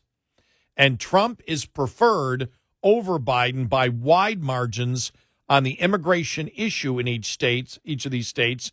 Listen to these numbers here. 24 points in North Carolina, 23 points in Nevada, 22 points in Wisconsin, 20 points in Arizona, Georgia, and Pennsylvania, and 16 points in Michigan. And this is why we challenged Newsom the other day when Newsom was doing that interview where he said, hey, on all the issues, it shows Biden, landslide numbers, he's way ahead. And we said, he's lying. He's just absolutely lying. Not going to be called on it. He was absolutely lying. He's on all those major issues. It's the opposite. And it's a swing state. And this is really interesting, Eric. Swing state voters are more likely to blame Biden than anyone else for the increase in migrant crossings across the 7 states. These are the swing states. 41% blame the Biden. 35% blame his party. 14% each blame congressional Republicans or the Trump administration. Those are landslide numbers again. Yep. Okay, then. Seems like corrective action is in order. Yeah. Lately, of course, Biden has been trying to do just that. Famously and somewhat in a disingenuous way, he recently stated that he would shut down the border right now and fix it quickly if only his hands were untied by the passage of a bipartisan border deal. Yeah. Some have wondered whether this move by Biden could function as sort of a sister soldier moment. Oh, I can't believe somebody's bringing that up. That was when what was she said? I'm paraphrasing here. She said something like, "If black people kill black people, why can't black people kill white people for a week?" And Clinton came out against it strongly. Right. So a sister soldier moment. The hip hop artist back then. It's like going back to '92. Sister soldier moment means you go against your own party or what is believed to be an ally of your party, which, at that point, Sister Soldier was. But you, as a candidate, go against something that your party is supporting because the vast number of voters out there don't support it, and you want to separate yourself from them. So that's what a Sister Soldier moment is for people that aren't as old as I am. But Biden could function as sort of Sister Soldier moment, indicating a decisive break with the party's left on this issue, and more generally, I'm doubtful. Bill Clinton's purpose in the original Sister Soldier moment was to signal to the political center that he was a different kind of Democrat. He did this by going after a specific person whose words embodied what he wished to dissociate himself from. I don't think Biden is really committed to being a different kind of Democrat, just a somewhat more palatable one.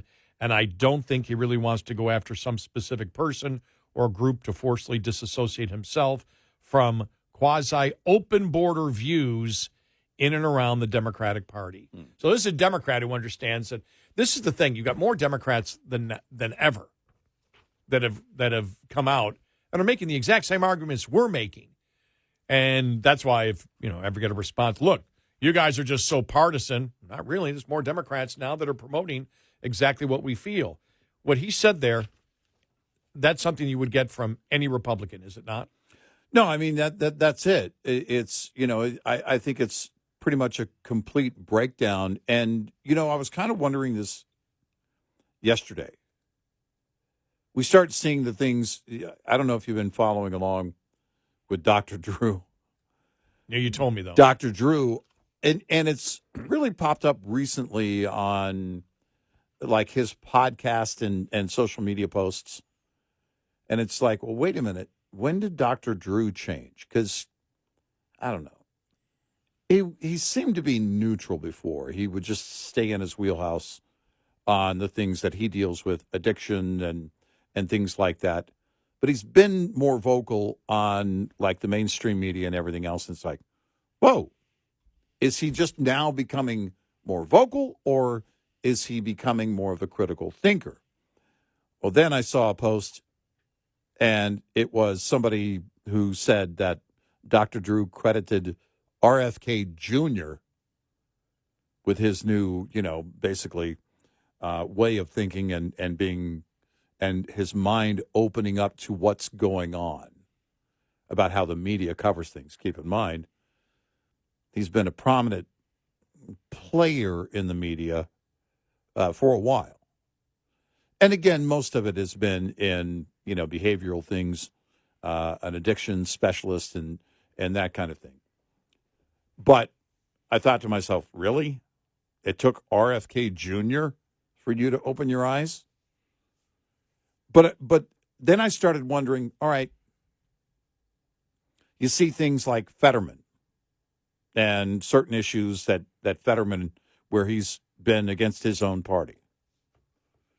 And how many, Barry Weiss, the whole, in fact, all of them, Matt Taibbi, all of them at the Twitter file, what we call them, the Twitter file bunch, the Twitter file group.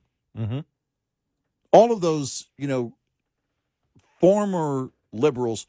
And Barry Weiss, she's been, I think, one of the things that she has written recently, and we had it was a month or two ago, where she was saying, essentially, she was wrong about Trump and Trump was right on, and she outlined some certain things where he was right. That was huge. Coming around as a critical thinker, as a journalist, is one thing. But to come out and say Trump was right is vastly different, I think. It goes much, much further. And I just wonder how many of these, because this is what you hear is a breakdown, is a clear breakdown of what's going on with liberals and the liberal movement. What you hear is critical thinking. How much of that is going on with the rank and file Democrat right now? Look, they're still winning elections. I don't know about November 5th. You and I have been asking, you've been saying for how long? At some point, that far left pendulum has to pull back a little bit. But politically, they're not doing that. But I wonder how many of the rank and file might be pulling back, and could it be this election cycle, or will it ever happen during an election cycle, or do they just stay home? And there's two reasons. One reason is, as we know, all the liberal hypothetical ideas have now hit reality. Yep. And that's and they're on stage every day. I mean, they're right out there in front of everybody every day. They are the issues. Yeah. The way their reality is, reality is playing out. That would be number one. And the second reason would be a political party has to unite in some way if you're going to be powerful. You see, if political parties are not united, when we talk about the Republican Party and the fact of the different factions in there right now that has caused, as we have said, GOP senators to lie to their constituents about what's in the border bill, and then Republicans in the House to lie to their constituents about what's in the other bill, calling it a tax cut bill instead of a welfare bill, which they should do, right? Because they know there's a difference to it, but they don't wish to do so. But the Democratic Party, because of their focus on identity politics, of having victims and oppressors, their only thing is about dividing people into victims and oppressors, and they keep widening the number of victims, and so you have to widen the number of oppressors. If a political party is based on identity politics and is based on judging people by groups, eventually it will destroy itself from within, because you don't, and you see who's leaving. Minorities are leaving. Yep. The Democratic Party. Yep. And who do they have left? And Roy Teixeira talks about it here. Basically, you have, and he talks about, I think, is it Omar's district? It was really fascinating when he talked about the fact of she's no, it's is it Jayapal's district? Yeah, Jayapal represents Washington State's 7th congressional district, which has a partisan lean of plus 67 points Democrat. It also happens to have a median family income of $170,000, the 7th highest among congressional districts, as well as the 7th highest concentration in the country of adults with college degrees. Given that 2024 is shaping up to be a working-class-driven election, it seems like Biden should be well advised to ignore political advice from the likes of her and her allies. The one thing that he misses here, he says, he's basically, he would have to, I don't think he can go to the, nobody's going to buy if he goes to the right now. I mean, they're going crazy about what he said, closing the border, the far left right now. Yeah. But the fact is, the public knows he doesn't want to close the border. He may do it and want to slow it down before election time, but he'd open right back up again. We all know it. Everybody knows it. But the fact is, what Roy fails to mention here is the entire Democratic Party itself, the representatives of Congress, are, as you say, it's a small majority in college campuses and things like that, but it's not a small majority inside the Democratic Party. The radicalism is now mainstream in the Democratic Party. That's the problem, and he doesn't address that. Well, because we have to judge them by their behavior. They're radicals. This president is a radical. Yeah. He's a radical. Yep. And you can't ignore that. 866-90 Red Eye. Get in touch with Red Eye Radio, toll free at 866-90 Red Eye.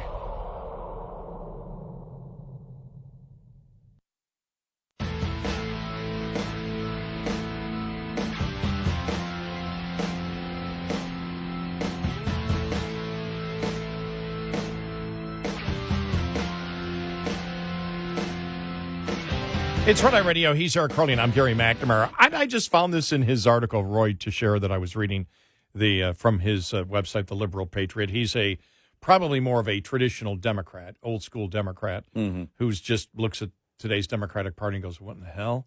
But he writes here, he goes, case in point, even while Biden has been talking tougher on the border, he caved to the pressure from climate activists and halted permitting on liquefied natural gas, a decision that makes no policy sense.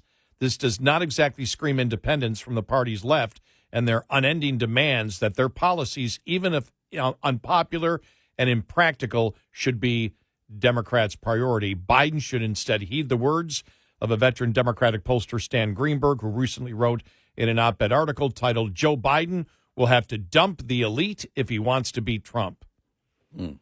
That is really one of the most amazing things, the evolution of the Democratic and Republican Party, from when I started doing talk radio to now, where it was always viewed. I remember growing up, my uncles, Republicans are for the rich, Democrats are for the working guy. Yeah. It's the exact opposite now. It's amazing how that happened.